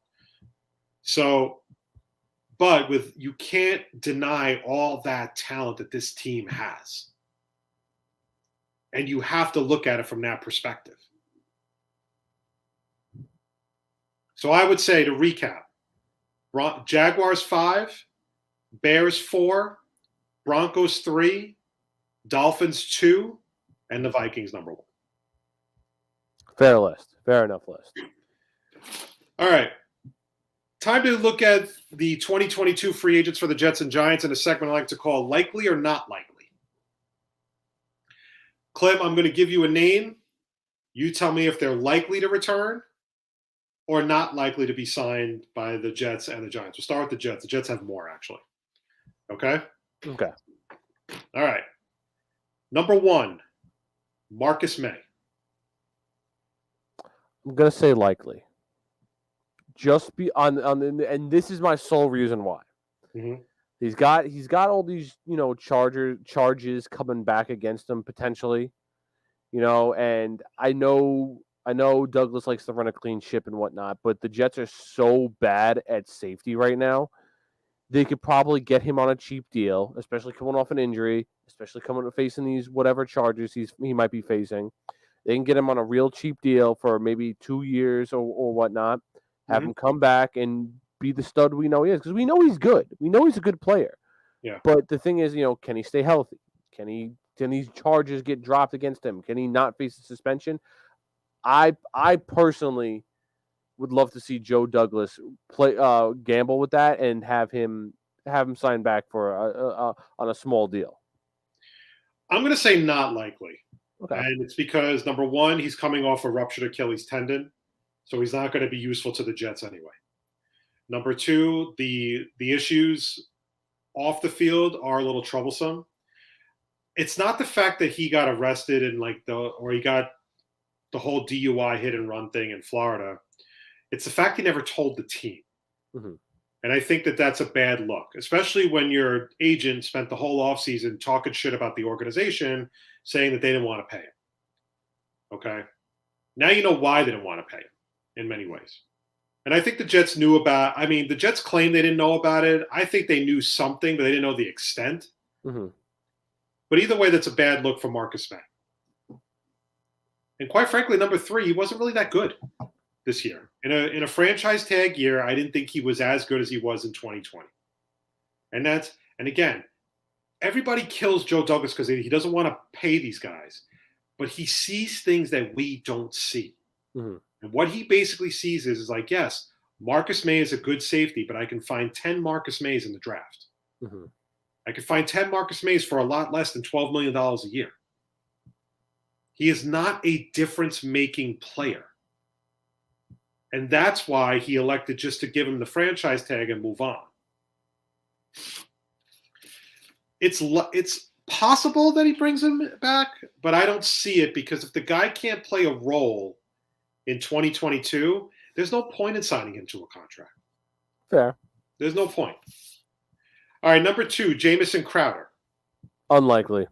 I think not likely to come back, only because of how good Braxton Berrios did, and I bet you Braxton Berrios was one of those. So I'm going to say that we do sign Braxton Berrios back early, and he takes over for Jamison Crowder. I agree. I say not likely. I think that Jamison Crowder was a very good Jet. I couldn't have been happier with the signing. I thought he made a lot of plays for this team, even during the Gase era. I thought he was a pretty decent wide receiver. It's just like you said. I think there's just too many options for the slot. I think Elijah Moore will be in the slot for next year. Berrios is going to be more of like a gimmicky guy. I don't expect him to play significant snaps on offense. Right. Mainly because I think he's too valuable on special teams. So I think the Jets will sign him more as a special teams guy, but I think he will see some action as a slot receiver. And he will make some plays, but he just will not be a huge focal point. But with those two guys in the slot, it's Jamison Crowder. And the thing is, he's going to be 29. I think it's time he went to a team that could really use him, that's going to contend for the playoffs on a yearly basis. Right. So I think Jamison Crowder will do that. But I can't say enough good things about the guy. I thought he was a great Jet, great leader, just an all-around good, solid player. And he stayed healthy for the most part for his, I know he was injury-prone in Washington, but he did stay healthy with the Jets for as long as he could. I mean, he did get hurt here and there, but he was a very good player, and I was very happy that he was on the Jets. Very good Jet overall. All right, number 3, Jared Davis. I'm going to say not likely as well. He didn't have a good year. He was injured for most of the year, and even when he came back, he wasn't that great. The Jets have too many holes at linebacker to keep him. Plus, not that he cost a lot of money, but he wasn't cheap either. So you don't sign him back. It's no sweat off of what was going on in the defense. He didn't miss much at all. He didn't contribute in any way possible to when he came back. Yeah, I agree. I say not likely. He wasn't very good. Grant, the only saving grace for this contract was it's only for 1 year. Yeah. So I think they tried. They thought they could get a lot out of him. He got hurt early. He got hurt during the Packers preseason game, missed like 6 to 8 weeks. After that, he just wasn't very useful. Mm-hmm. So maybe over a full season, he might have been something good, but it was pretty obvious that he just wasn't really the type of player that the Jets had hoped for. And like I said, the good news is it's only for 1 year. So no harm, no foul. Number 4, Keelan Cole. I think he comes back. I think he comes back on like a 2-year deal. I think the Jets like him a lot. I think Zach Wilson likes him a lot. And it's just more depth for Wilson at this point, because say, we really know Corey Davis and Elijah Moore coming back as the 1-2. Mm-hmm. You hope Braxton Berrios comes back. Then, if that's the case, then you add Keelan Cole again to be your 4th wide receiver on your, and it's just depth at that point. And Keelan Cole was not a bad role player for when the Jets needed him to be Keelan Cole and step up. He did a decent job. So I say it is likely he comes back. I'm going to say no. I don't think he's going to come back. I thought he did make some plays, and I know he caught the touchdown yesterday. He had a lot of drops. And the drops bother me. And I'm sick and tired of watching Jets receivers drop passes. Keelan Cole had a few big ones this year. I think, again, it's a 1-year contract, so it's not a big deal. I wouldn't mind having him back. I would not mind having him back again. I think he's a guy you could sign later on in free agency. He's not a guy you have to rush to get signed on day one. Mm-hmm. But I don't know. The drops just kind of bothered me, and something tells me they could find better options in other places. Mm-hmm. Well, I'm going to say not likely. All right, number 5, Morgan Moses. Not likely. Not likely. As we explained earlier, with Mekhi Becton coming back, and you expect him to be healthy, and with how great George Fant did at left tackle this year, I don't think there's any unfortunate space for Morgan Moses. Granted, look, if you gave him another 1 year deal on a really cheap contract, I wouldn't hate it. But if I'm a gambling man, which I am, I'm going to say no. He's not coming back. Yeah, I think it's just because he's going to get a bigger deal from somewhere else. I think the Jets really like him. I think he does like being here, but I also think he understands the writing's on the wall. And now when Becton comes back, he's probably going to be more. Fant has earned the spot more than Moses, in my opinion. And I think he understands that. But something tells me that he will get a big offer from another team. And I think the Jets are going to have different priorities. I think they're going to try to shore up the interior offensive line. I think they could try to make a play for Brandon Scherf in the offseason if the Washington football team doesn't sign him or doesn't franchise him again. But I think as a whole, Becton coming back will basically. I think it also depends on mini camps too. I think it depends on, because if Morgan Moses gets re-signed by the Jets, that's going to be a pretty telling indictment on Mekhi Becton. They will know that Mekhi Becton is not ready, and it's a lot of injury issues and weight issues and all that stuff. So I think if they wind up bringing Moses back, I think it'll be an indictment on Mekhi Becton, and you'll know exactly where Mekhi Becton stands with this organization. All right, next up, LaMarcus Joyner. No, he's not coming back. I think the Jets are going to look to the draft. I think they're going to try and build off of Ashton Davis playing a full year at safety and try and draft someone in the second round of this draft. Whether, like I said, it's Daxton Hill from Michigan or Jordan Battle from Alabama. I could see Joyner coming back on a 1-year contract. I think his season was abruptly ended in week 1. He never really got a chance to show off his skills. He'll be 100% healthy for training camp if they sign him. And I think it's a low-risk, high-reward deal. And I think if Douglas wants to go down that road, I think bringing back a guy who is very strong, he's a good safety, a good veteran safety, I really don't have any problem with it. I would love to see him back. All right, next up, Dan Feeney. I think he does come back, man. This guy is I don't know if it's the mullet or how he plays, but he's good. I don't hate him as look, if obviously there are better options out there than Dan Feeney. But if he was the starting center going into next year, I don't hate it. He didn't do a terrible job stepping up as center this year. And I think Zach likes him a lot. I think the fans like him a lot. I know the Islanders like him a lot because he was always featured in their whenever the Jets went to the playoffs last year, he was always featured in their Instagram posts. But he wasn't a bad option. Like I said, there are better options out there, better than Dan Feeney. And if the Jets sign him back, whether to start at center or to be a depth piece at center, I'm completely fine with that. So I'm going to say likely. Yeah, I think he'll be back next year. But again, I think he'd be one of those guys that's not going to be rushed to sign on the opening. I think he'll be a guy you'll see later on, like a week or 2 weeks into free agency. But at the same time, I think the Jets may have a game plan where they're going to try to address the interior offensive line in the draft and in free agency with other free agents. So it's possible. I think he could be back as a depth piece, especially as a backup center. But I wouldn't be surprised if he wasn't. Right. So, all right, next up, Eddie Pinheiro. No, he's not coming back. I would totally bring him back. I disagree.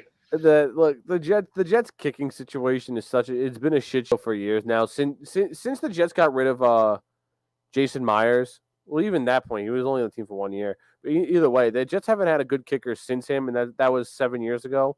They haven't been able to find it. I don't think Eddie Pinneiro's the answer. Granted, I liked Eddie Pinheiro. He hit the field goals, but I don't think he's coming back. I think they'll bring him back. I wouldn't be surprised if they bring somebody in to challenge him in camp, but I think they will bring him back on a 1-year deal. Listen, he made some big kicks. That was the steadiest we've had a kicker over the last few weeks. I mean, you can't ignore that. So I think I think he deserves the right to be back, but I wouldn't be surprised if he gets challenged in training camp with another kicker. But another veteran kicker, not another kicker in college that, because the Jets have swung and missed way too many times on college kickers. Right. So, all right, last but not least, Foley Fatukasi. Yes. Got to bring Fatu back. The dude's first of all, he's a captain on that defense. Mm-hmm. Second of all, the dude is a big time run stuffer. Like I like Fatu, and he's been getting better and better every year. And yeah, maybe he took a tiny step forward this year, but in the past couple of years, he's taken major steps forward. To where like, oh shit, like we know who Fatu Fatukasi is, Mm-hmm. and I think he's earned a spot to come back on this team next year. I would bring him back. I think he's a good run stuffer. Like you said, he's a captain. I don't know what he's worth. So I think you got to take that into consideration. I don't think he's worth big money. I don't think he's made that much of an impact. And the Jets defense was brutal for most of the season. He did have a lot to do with that. But I think it depends on if they decide to keep Sheldon Rankins. Mm-hmm. Sheldon Rankins could be a cap cut because I think his money's not guaranteed after this year. He wasn't really that good in 2021. So if the Jets elect to cut guys like him, they already cut Shaq Lawson on Saturday, saved them $9 million right there. They're going to cut probably Greg Van Roten. I think there was another guy they were going to cut pretty soon that's going to save them some money off the cap. So if they build up that cap, then I can see them maybe throwing some money towards Fatukasi. I just don't really know what his value is because, he was a run stuffer, but he didn't really do much of anything else, and the defense was not very good last year. So you have to take that into consideration. All right, getting to the Giants free agents. Evan Engram. Nah, he's not coming back. No, yeah, I agree with you there. Stinks. I didn't agree with the pick when they drafted him. Now, here's the crazy thing. I would totally take him on the Jets. I would totally take him as a pass-catching tight end on the Jets. I don't know.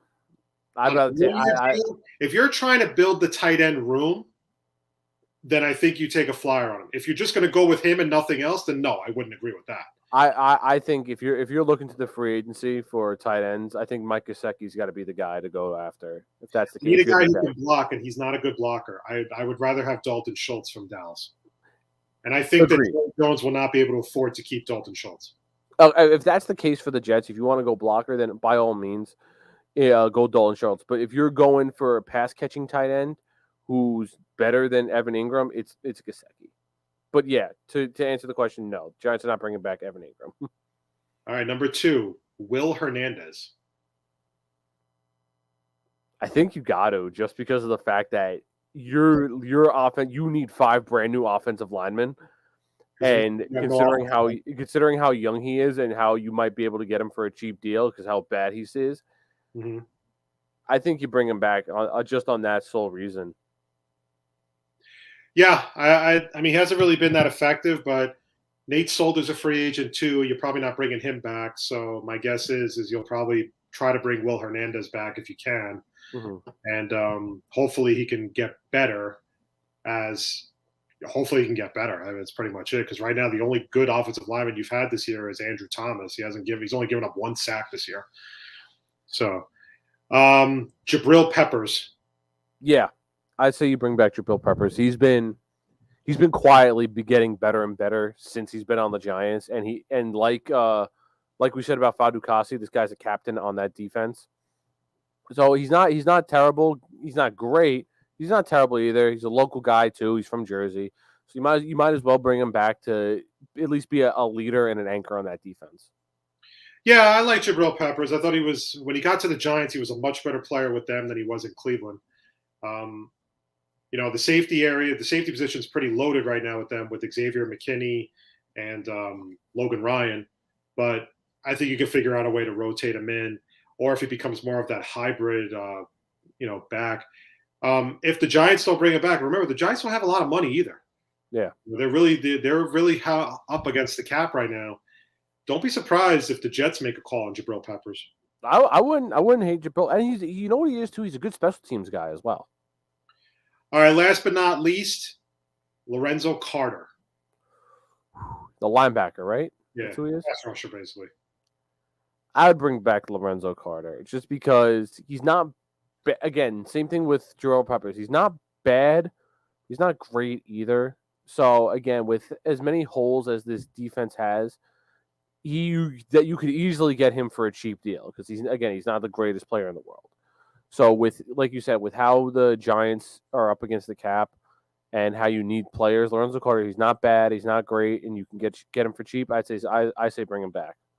Yeah, I don't have a problem bringing him back. I think he definitely provides some pass rush. I think, the Giants defense, I think they're still a good defense. I think losing Blake Martinez was a huge blow to that defense, though. Yeah. He was really the anchor of that linebacking group. Guys like Azeez Ojulari, I thought had strong rookie seasons for them, somebody to build on. I think their secondary is still decent. And again, Lorenzo Carter adds to that. I don't think you can have enough pass rush. You can never have enough pass rush. In my opinion, I would bring him back. But again, the Giants are going to be really hamstrung by the salary cap, and I don't know what they can afford and what they're going, and does it make sense to bring back everybody from last year when your team was 4-13? Right. No one knows. So, all right, before we get into our ways to fix WWE, a couple of minor news and notes. I was looking forward to finally getting Islanders hockey back this week, but apparently the Devils are now having a COVID issue.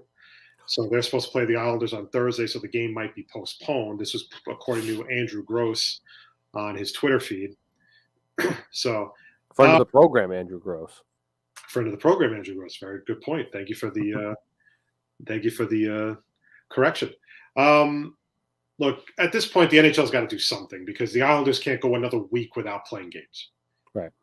They should have already tried to make up a couple of these games, whether it was against the Rangers, whether it was against the Buffalo Sabres, or whatever it is. But it's getting out of control that this team has not played in over a week. And because they haven't played since last Sunday, before they were supposed to go on the West Coast, and they should have let them play that game in Seattle and just had them fly back. There's no reason why not to do that.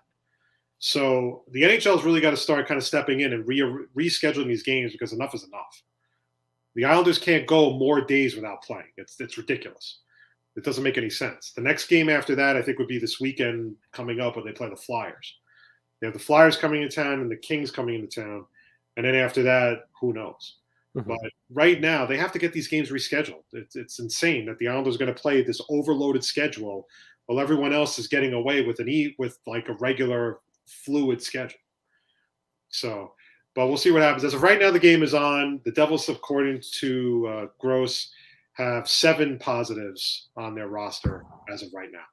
So their game against the Lightning was supposed to be for today. It was postponed. The Knicks are the first team that came from behind to win a game when they were down by 25, and then the day after play the same team and lose by 25. So congratulations to them. The Nets have been struggling, no question about it. I still think they're having a lot of trouble beating good teams. They got smoked by the Bucks the other night at home, and they struggled against the Clippers, who they lost to at Barclays Center, and they had to go to overtime to beat San Antonio, which I don't think is a good look for them. But that's besides the point. So that's where we are on that. And now that the Mets have Buck Showalter, they're actually now getting denied permission to speak to bench coaches, which is the latest thing. The Padres denied them the opportunity to speak to one of their guys, and the San Francisco Giants have denied the Mets permission to speak to Andrew Bailey, who was their pitching coach. You know what I do? I would say, you know what I do love though? How we stole what's his face from the Yankees. Eric Chavez? Yeah, Eric Chavez. Look, I'm not saying Eric Chavez has a great coaching experience, but the fact that we stole him from the Yankees is just great. Well, the thing is, their coaching staff is starting to be rounded out a little bit. Joey Cora is going to be the third base coach. Wayne Kirby is going to be the first base coach. Chavez is going to be the hitting coach. Hefner is staying on as pitching coach. I think they wanted Bailey to be the bullpen coach or something like that, or bench coach, and they were turned down by the Giants. And speaking of the Yankees, they make history with announcing the hiring of the first female manager of their minor league system in all of baseball. These are the stories I love. Like, I love seeing shit like this, and I love seeing the fact that they're going to give this woman a chance to manage a single-A ball club and see where it goes. And you never know. That's the springboard to somebody getting a job in Double-A, and then eventually, maybe, although maybe highly unlikely, but getting a job in Major League Baseball. So congratulations. Unfortunately, I didn't write the woman's name down, so I don't know the woman's name off the top of my head. But it's still a really good thing for baseball when things like that happen. So a really good thing for any sport. Becky Hammond just got her coach. She's going to be going back to the WNBA to coach the Las Vegas Aces, right? Which is a big contract deal. A lot of people thought she was going to be on the cusp of being a head coach in the NBA due to her work with Greg Popovich over the years. But she decides to take it back to the WNBA, and good for her. Those are pretty awesome things to see in the world, in the sport, and everything. So those are pretty much, that is our Moffett on the Mic intermission with some quick hits. And now back to our regularly scheduled programming. So after watching day one, which was, I was talking to Keith about it, and we were both in agreement that the reason why day one was such a good pay-per-view was because it focused on the wrestling. It wasn't just gimmicky. It wasn't bullshit. It was just focused on the matches and the wrestling. That being said, day one is now behind us. And now, as we get ready to the Royal Rumble, I was watching SmackDown on Friday night, and for the probably 6th or 7th time in the last few months, I had to sit through another New Day versus Usos tag team match for the belts. These are the types of things that can't happen. This is why WWE is really kind of not dying a slow death, but you can understand why people are just not interested in the product the way they used to be. Mm-hmm. And with AEW really having that big fight feel to every one of their matches, WWE needs to start changing things up a little bit. They need to start figuring out ways to incorporate better feuds and try to build up tag teams and trying to do this and do that. So I came up with 4 ways that I think you can fix WWE and make it a stronger product again, instead of just kind of being the same rinse and repeat like everything else.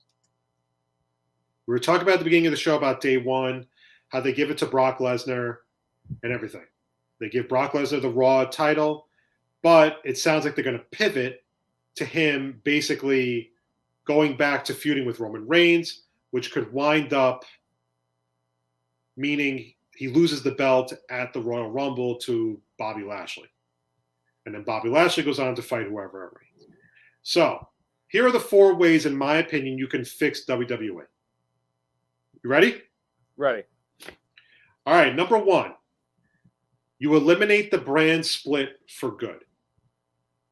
No more Raw roster, no more SmackDown roster. You just have the guys fighting on both shows. The reason why, in many ways, the brand split is not working is not because of the Raw roster and the SmackDown roster. It's because the WWE really hasn't done anything to develop the Raw roster into future superstars or develop the SmackDown roster into future superstars. So, for example, guys with tremendous wrestling skill like Cesaro, guys with incredible skills like Ricochet, are basically buried on the SmackDown roster. So and if they keep losing every single week, how can you possibly sell them as future champions in WWE? They put a lot of their breath, a lot of their energy into the Roman Reigns, Brock Lesnar feud, which has been good, but it's time for Roman Reigns to drop the belt. The problem is, who on the SmackDown roster is going to take the belt away from him? That's believable. I mean, listen, we all know it's entertainment. We all know it's fake. So, yeah, you could just say, okay, Reigns is going to lose the belt. Good night, good luck, and everything. But you haven't built up any superstars that can come off as convincing to the wrestling public to take the belt from Roman Reigns. Mm-hmm. Which is why you're going to pivot back to Brock Lesnar fighting Reigns for the SmackDown title, and Lesnar will probably beat him at WrestleMania. Same thing with Raw. Now, Raw is a little different because Raw has guys like Seth Rollins, Kevin Owens, Bobby Lashley. You have 3 or 4 guys, even Big E. 3 or 4 guys that can compete for the title.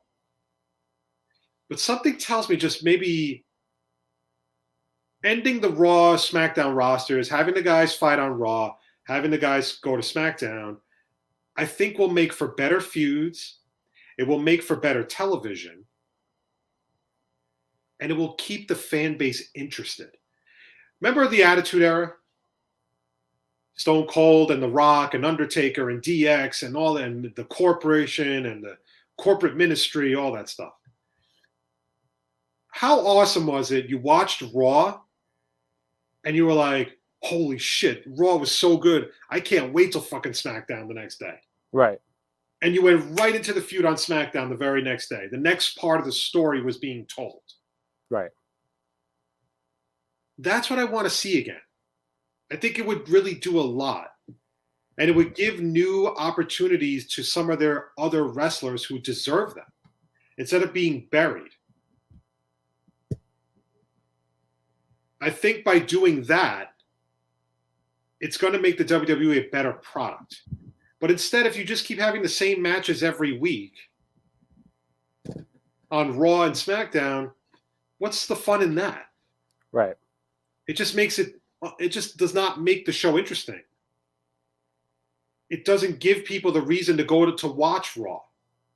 Oh my God, we're going to see Liv Morgan again against Bianca Belair, or Bianca Belair against Doudrop again, or Damian Priest against Dolph Ziggler for the 4th time in like 4 weeks. I mean, how many fucking title shots does Dolph Ziggler need before you realize you're not going to make him champion? So that's the first thing. Eliminate the brand split for good. Be done with it. Number 2, if you're not going to eliminate the brand split, if you decide to move forward with the Raw and SmackDown rosters, number 2 for me, that you have the champions go on both shows to defend their titles. Shinsuke Nakamura goes to Raw to feud with somebody for the Intercontinental title. Damian Priest, if he's going to win, let him go to SmackDown and see if he can find a challenger on SmackDown that can beat him. Do an interpromotional feud for the belt. Mm-hmm. Nakamura wins on Raw, or somebody wins the IC title on the Raw roster, then the IC title goes to Raw. Same thing with the tag team titles. The problem with the tag team titles nowadays is basically plain and simple, is that all the teams are comprised of singles wrestlers who have never partnered before. So tag teams like the Street Profits, the Viking Raiders, even the Dirty Dogs, for example, they're all starting to get like buried. Why not put Sheamus and Cesaro back together for the Bar?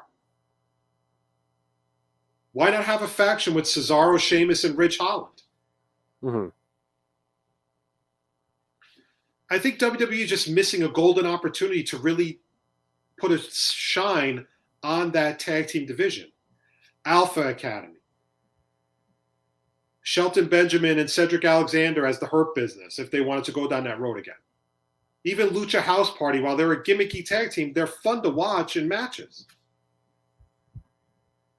Same thing with the Heavyweight Championship. Roman Reigns goes to Raw to start shit on Raw. He could start, a feud with somebody on Raw.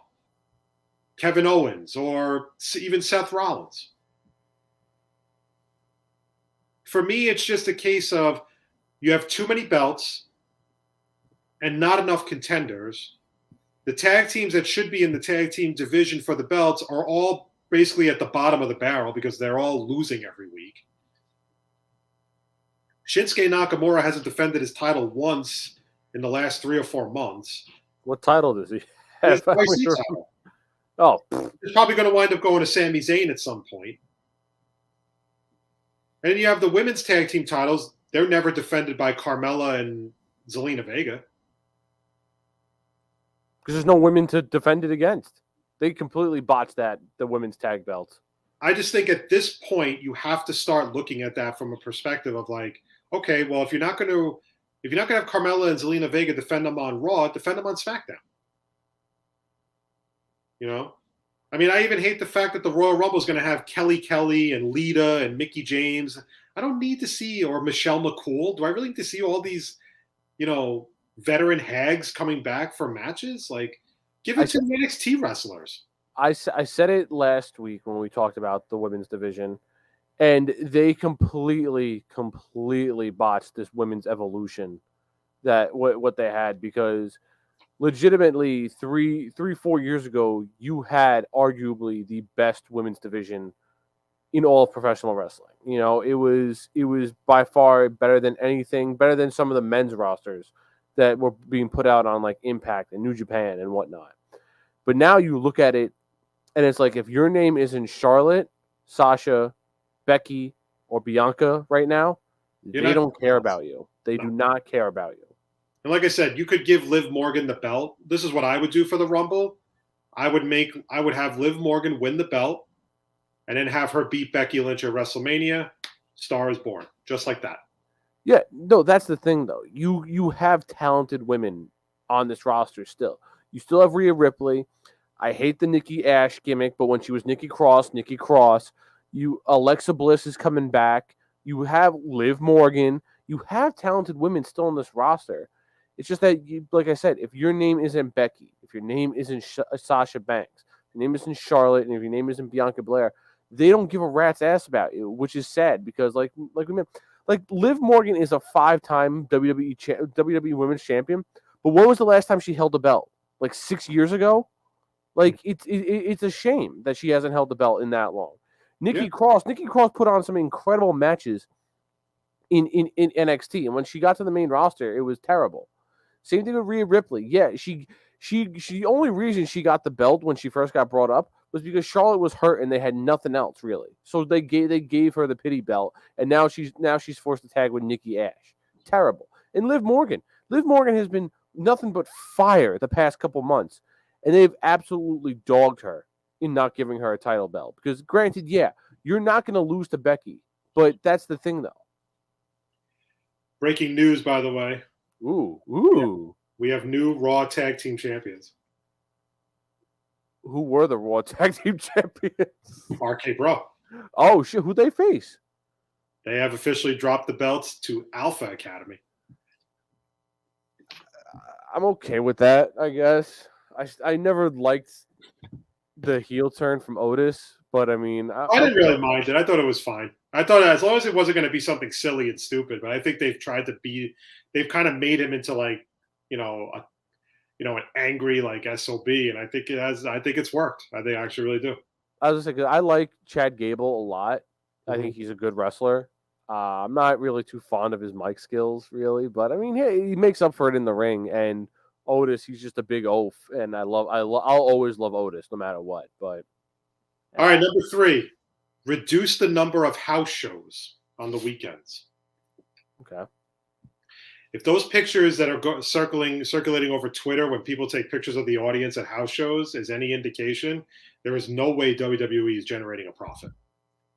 There's no way in hell between the production, the renting of the arena, the paying the wrestlers and all that stuff. There's no way. Mm-hmm. And those house shows are getting really like lame. It's like record low attendance for the MSG show during the holidays, which is normally like a big show for them. The attendance was the lowest it's been in like years. Right. So it's not a good sign. What it also does is, I think by doing that, you give your crew and you give your wrestlers time off, which I think they would really appreciate and I think they would really want. But I think the house shows are getting kind of corny because people don't go to house shows a lot of times because the titles never change hands and nothing really good comes out of it except for wrestling matches. That's it. Yeah. You don't really advance storylines. Although one house show I went to at Madison Square Garden, they did. It was didn't like Roman win? It was when Cena was feuding with the Nexus. And the Nexus came out and tried to like attack Cena, and then all these guys came out to run the Nexus out of town. So it was actually that was the one time, but more times than not, they don't really advance storylines on shows. Right. Well, in my opinion, I would get rid of the number of those house shows. The last one for me is eliminate unnecessary pay-per-views. See, for me, there's the big 4. There's the Royal Rumble, there's WrestleMania, there's SummerSlam, and Survivor Series. Those are your big 4. Anything in between, in my opinion, is, it's fine. Like, I don't think you need to devote an entire pay-per-view to Money in the Bank, but I love the Money in the Bank match. I think it's a great match. I really like the Elimination Chamber match, but I don't think you need to devote an entire pay-per-view to around 2 Elimination Chamber matches. don't even get me started on Backlash and Fastlane. Okay? Don't even get me started on pay-per-views like Clash of the Champions or something like that. I'm assuming you don't like Great Balls of Fire? Yeah, no. The only pay-per-view I could see WWE keeping additionally is Crown Jewel, because they make a ton of money off of that for Saudi Arabia. So, but other than that, though, the pay-per-views to me, like, that they're probably not going to drop the belts at Backlash. They're not going to drop the belts at Fastlane. They're not going to drop the belts on something that's not on pay-per-view and only streamed on Peacock. They're just not. And to be honest, the storyline kind of hits a wall, but it's tough to get into the storyline because you're already going right into a pay-per-view right after WrestleMania or right after SummerSlam or right after Survivor Series. And another thing for me is bring back the old school Survivor Series, the traditional Survivor Series matches, the 5-on-5 elimination matches.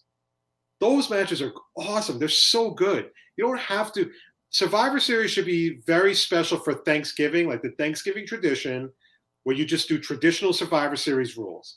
No big feuds, no 10 matches. You don't need any of this stuff. Just these guys for one night wrestle on Raw or SmackDown or NXT, and you just have them do Survivor Series matches. Done. There you go. All right. You kind of spun a feud with Grayson Waller and AJ Styles. Now imagine doing that with Survivor Series tradition rules. See, I could get into that. I could totally get into that. Well, 4 years. I was going to say 4 years ago when they had the NXT versus the Raw versus SmackDown, that was fantastic. That was one of the best pay-per-views that year, and NXT cleared house. Exactly. And NXT, and like have NXT be on the Survivor Series pay-per-view and have them put teams together. Mm-hmm. Mandy Rose puts a team together against Raquel Gonzalez or Cora Jade. Things like that. Tommaso Ciampa puts a team together against Braun Breaker, kind of like similar to War Games. Yeah. I think they should. The worst thing they ever did was get away from that. I thought that was such a good thing. And the last one that I was thinking about that I should have put on there, which I forgot, was they need to shrink Raw back to 2 hours. Mm-hmm. 3 hour Raw is too much. It's just not. You could just tell that they're just not. They're really grasping for straws on building feuds and stuff. So in my opinion, they should put Raw back from 9 to 11 and just leave it at that, or 8 to 10 is fine. I don't really care. But I think a 2 hour Raw would be better. No, agreed. You want to hear now my 4 that I think would fix the WWE? Go ahead. All right. I'm going to make it short and quick. 1, you got to rebuild this tag division. You got to rebuild it because, like the women's division, if you're not the New Day or the Usos or the Street Profits, you're not holding a tag belt.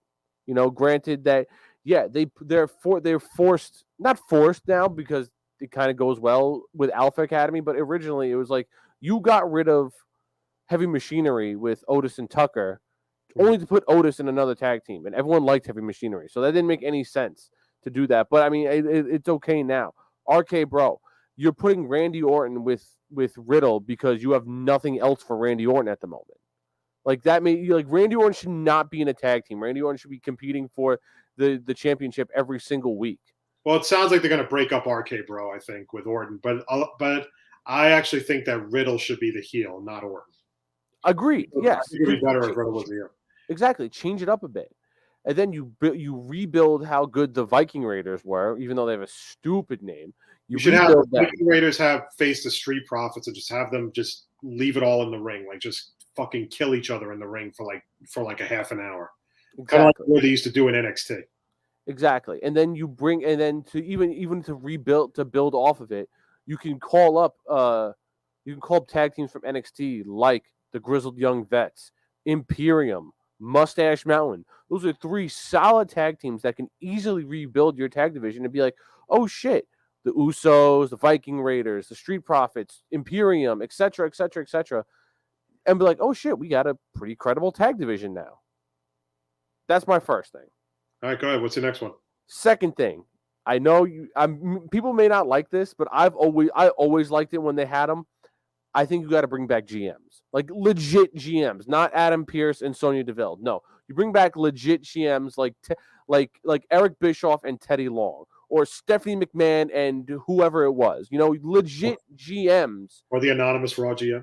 Yeah, no, that was terrible. But, no, I disagree completely. I wasn't a fan of it. I hated it when it was Hornswoggle, but I loved the concept of the anonymous Raw general manager. I was a huge fan of that. But either way, bring back a GM, because that's when Raw was good. You had Teddy Long come out. It's like, because you technically don't even know what Adam Pearce and Sonya Deville are. They're just like, hey, we're a part. We work with WWE. General manager character, but I know they'll never do it. Michael Cole. Michael Cole would be a good, because no one likes Michael Cole. Yeah. So it would be perfect. I think him, and I think if you give him the shot, I think he would be a good GM. Is Robert Stone from NXT.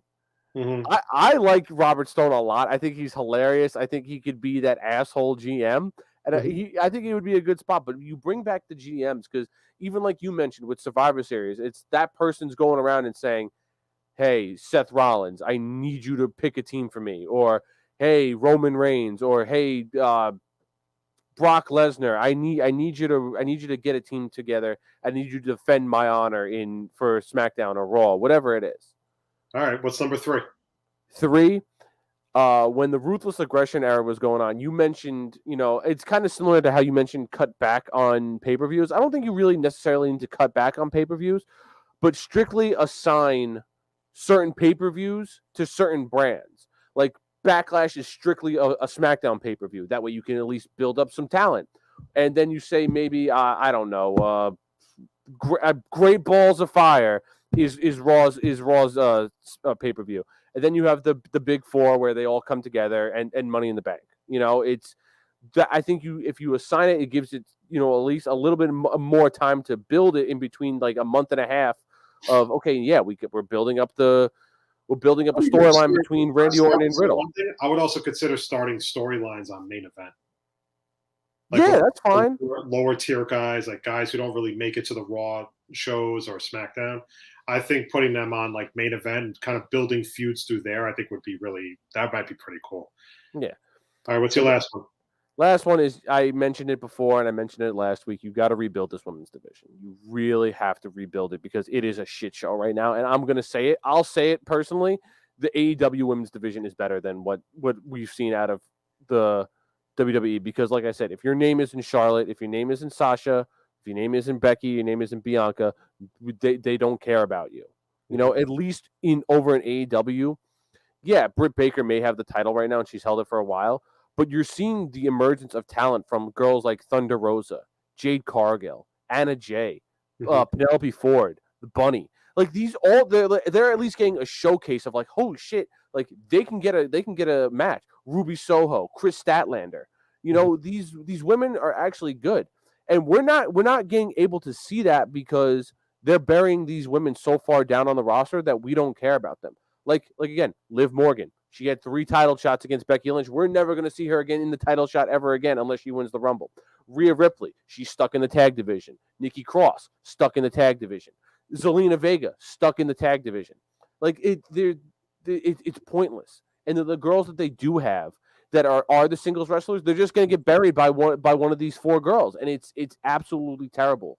Because just 3 years ago, they were able to have women wear a whole pay-per-view dedicated to women's wrestling. They introduced them into the Royal Rumble, into the Money in the Bank match, because that's how popular the women's division now. And now, like you even mentioned with the Royal Rumble, they're going out and getting girls like Kelly Kelly and Lita and Mickie James and everything like that. And granted, yeah, they're going to get a huge pop when they come out because we all love them. We all love that nostalgia fact. But we don't want to see them really that much. Yeah, maybe you bring back three legends like Alita, Tori Wilson, and Candice but also for the Rumble, you could bring in like Gigi Dolan. You can bring in Toxic Attraction. You can have Toxic Attraction show up on Raw to challenge like the Raw Tag Team Champions, like kind of like a raid kind of a thing. Exactly. So many ways you can kind of deal with this, but they'll never learn it. They're just going to keep doing the same stuff over and over. We might have wasted our breath with this segment, but it just kind of was a fun segment for us to do because it's good ways to rant. Yeah. All right, before we get out of here, this is our final time we'll be doing this for the year with the Jets season ending. We are checking in on how some of our former favorite former Jets did on their new teams to round out the season, as well as their overall season totals for the 2021 season. So we just did the 4 because Chris Herndon is pretty useless at this point. So there's no point in even talking about him. All right, so here we go. Recapping Week 18. Former Jets. Number 1, Sam Darnold. Actually had a pretty good game yesterday. 29 of 42, 219 yards, 2 touchdowns, and 1 interception, but they lost 41-17. For the season, Sam Darnold finished with 2,527 yards, 9 touchdowns, 13 interceptions, and 5 rushing scores. So we will leave it with this for Sam Darnold.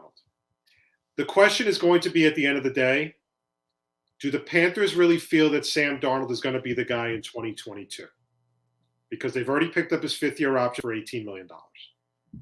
They may not have a choice but to keep him. They may not have a choice at this point. They may have to suck it up with him in 2022 and just maybe bring in somebody to challenge him. The problem with trading him is he doesn't have a lot of value. And they can't package a midday pick for him, like a 2nd or a 3rd or a 4th, because they traded those away. Right. The 2nd and the 4th went to the Jets for Darnold, and the 3rd went to the Jaguars for C.J. Henderson. So they may not have a choice but to be stuck with him, unless somebody trades for him and takes on his contract, or the Panthers decide to eat the money. But I don't know. This is going to be an interesting thing to keep an eye on in the offseason for him. Yeah, I think they ultimately go with him into next season just because, like you said, you're paying him that much money. You traded a 2nd-round pick for him, and you fired your offensive coordinator because of him. Yeah. So you got to be like, okay, he's going to be starting. He had. Let me rephrase that. The first 3 games of the season, he was really good. Then he just tapered off big time. That was partially because of Christian McCaffrey, but the worst part about it was McCaffrey came back. He wasn't any better. Right. And that's what really scared you. And now Panther fans are just like, they're done with Matt Rule. They were chanting fire Rule at a Charlotte Hornets game. So, but Rule is going to be back regardless in 2022. There's already a rumor going around that he's looking into Jay Gruden or Bill O'Brien as his offensive coordinator for next year. Okay. All right. Next up, Robbie Anderson. 7 catches for 50 yards and 1 touchdown. And the Panthers, like we said, lost to the Buccaneers. For the season, Robbie finished with 53 catches, 519 yards, and 5 touchdowns. So I'll try to here's the thing. Robbie was bad. There's no getting around that. You can blame it on whatever you want. You could blame it on Darnold. You could blame it on Cam Newton. You could blame it on P.J. Walker. You could blame it on whoever you want. Robbie was bad. The reason why Robbie is considered bad this year is because the year before, he had over 90 catches and 1,000 yards, and everybody thought that he had arrived as this elite receiver. And he wasn't. He just simply wasn't. There's no excuse for Darnold's failures because with Robbie and Christian McCaffrey and DJ Moore, he should have been a lot better. And he simply wasn't. Mm-hmm. So there's that. Robbie had a lot of drops. That was another thing. But overall, for a guy who just signed a 2-year extension for $30 million, he should have been better. Plain and simple. You're paying him to be an elite receiver, then he should be an elite receiver. 53 catches for 519 yards. When you're not hurt, by the way, you didn't miss any time, is not good. 5 touchdowns, okay. 5 touchdowns is fine. That's okay. But as a whole, it's not good. All right, next up, Jamal Adams. Adams did not play because he was out for the season with a shoulder injury, had surgery. Finished the 2021 season, 56 tackles, 2 interceptions, 5 passes defended. But the key stat, Klim, no sacks. And he had just gotten he is now the highest paid safety in the league. And the thing about Jamal, too, is his coverage was, if you watch highlights of his coverage during the year, it was not very good. Go back to that Rams game where Deshaun Jackson just burns him, like completely burns him across the middle. Oh, that was so bad. And there were even a few moments in the season where Jamal Adams looked like he didn't want to hit the guy. He kind of let the guy. I remember the Washington game when he let J.D. McKissick just walk right into the end zone. He didn't even lay a shoulder on him. And that's the last thing you want with a Jamal Adams at this point, especially with the amount of money you paid him. Is you don't want a loafer. You want a guy who's going to play hard for the fact that he got paid. He got his money. He got what he wanted at the end of the day. He can't sit there and bitch and complain anymore. And now he's got to go out there and next year and play hard all season long. All right, last but not least, Leonard Williams. 5 tackles, 1 sack, no forced fumbles in their loss to Washington. For the season, 82 tackles, 6.5 sacks. So not a bad season, but when you're paying a guy over $20 million, he should be doing a lot better than 6.5 sacks. So, yeah. But Leonard Williams, for the most part, I thought he played hard. He's a tough guy too. He played with an injury. Didn't really let that deter him. I have a lot of respect for Leonard Williams. So overall, it was not a good season from a statistical standpoint, but I thought he played hard for the most part for the Giants this year. But I think he's got to improve on those numbers going into 2022. No, he definitely does, especially for what they traded for him for. Mm-hmm. All right, before we get out of here, we have a very melancholy. This was a rough week for celebrity passings. Betty White died right before her 100th birthday. Died on New Year's Eve, so that was pretty depressing. And yesterday afternoon, another tragic loss with the passing of Bob Saget. Bob Saget, for everybody who knows, was, of course, everybody will remember him as Danny Tanner from Full House. But what a lot of people didn't know about Bob Saget was he was actually a really dirty comic, which I was not aware of. I knew he was bad, but some of his stuff is crazy bad. But he will always be remembered for me in one of the best cameos of all time in the movie Half Baked with Dave Chappelle. Did you ever see Half Baked? Yes, I have. Okay, and he's the guy at the AA meeting when Dave Chappelle's getting up there to talk about how he has a marijuana problem and they're ripping him a new one. And I will not repeat the line on this show, but Bob Saget had probably the best line of that whole scene. And of all the people, it came from the guy who played Danny Tanner on Full House. So he was a funny comedian. That line is. I was going to say that line is just too. It's hysterical. I will not repeat it, but it's probably the best line ever. So the thing about here's the funny thing about Bob Saget too, is you watch your YouTube videos and everything and all that stuff, the try not to laugh shit and everything. That originated from America's Funniest Home Videos, which was originally hosted by Bob Saget. He had terrible jokes. I mean, the jokes were so bad. Oh, the worst during the show. The absolute worst. But he was the guy, man. That was the king of America's Funniest Home Videos. That's how that whole YouTube generation started. So on behalf of the Moffett show, he was a great comic, a great actor. Bob Saget, you will be missed. Betty White, you are a legend. Betty White is just one of the greatest celebrities of all time. So I loved watching the Golden Girls. Yeah. I thought she was absolutely hysterical on the Golden Girls. She's an icon, a legend, nothing more you could really say. And again, she will be missed. She will be missed just as much as Bob Saget. I would say my thing with Bob Saget was when I first learned about how dirty he was. I always knew him as, the lovable America's dad, Danny Tanner.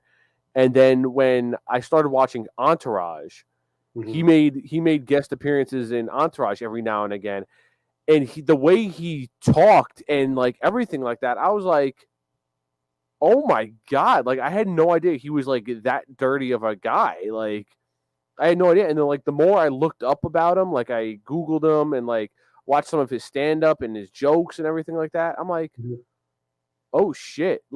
He's a dirty dude. I love it. I was all about it. It's like wrestling. You pull back the curtain. It's whoa. This is what it is. That was us pulling back the curtain. Danny Tanner we all think he's America's dad, when in reality he's America's dirtiest man. Pretty much. And it was just funny. Some of the shit he delivered, the lines he delivered even in Entourage, were just hilarious. So funny. just too good. And I really, and Full House is one of my all-time favorite. Even Fuller House, I loved watching Fuller House. It was one of my all-time favorite shows, and it's really upsetting that he passed away yesterday. Not for nothing, his daughters actually turned out to be really attractive. Like on the Full House daughters, like Candace Cameron Bure and oh yeah, and Jodie Sweetin, and yeah, very, very cute. Even though they're older now and everything. By the way, I think WWE was watching our show because official at the Royal Rumble, Roman Reigns against Seth Rollins for the Universal title. Ooh, okay. That could actually be a potential. Okay, I can get behind that. So, all right, Klim. Before we get out of here, going to bring down that. What's that? No, I was just saying. No, that's really it. We talked about. Unfortunately, I was going to bring up Bob Saget here, but you mentioned it.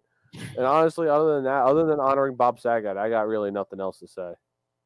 All right, everyone. Look, that's going to do it for this episode of the Moffett on the Mic show for this Monday night. We'd like to thank everybody for checking us out live, courtesy of StreamYard and on the A1 Sports Network Facebook page.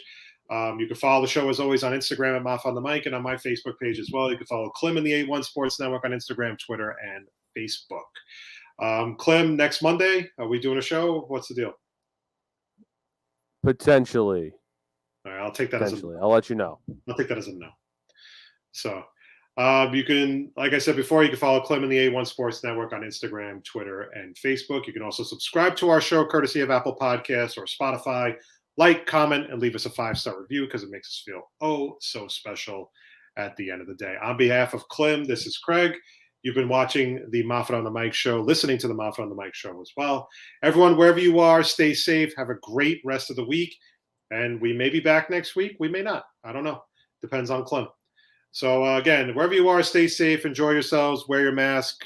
Stay safe, please. Just getting worse out there with Omicron or whatever you call it now.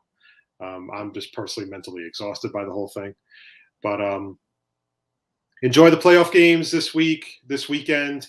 And we'll be back sometime next week or the week after with an all-new episode. Take care, everybody. Have a great rest of the week.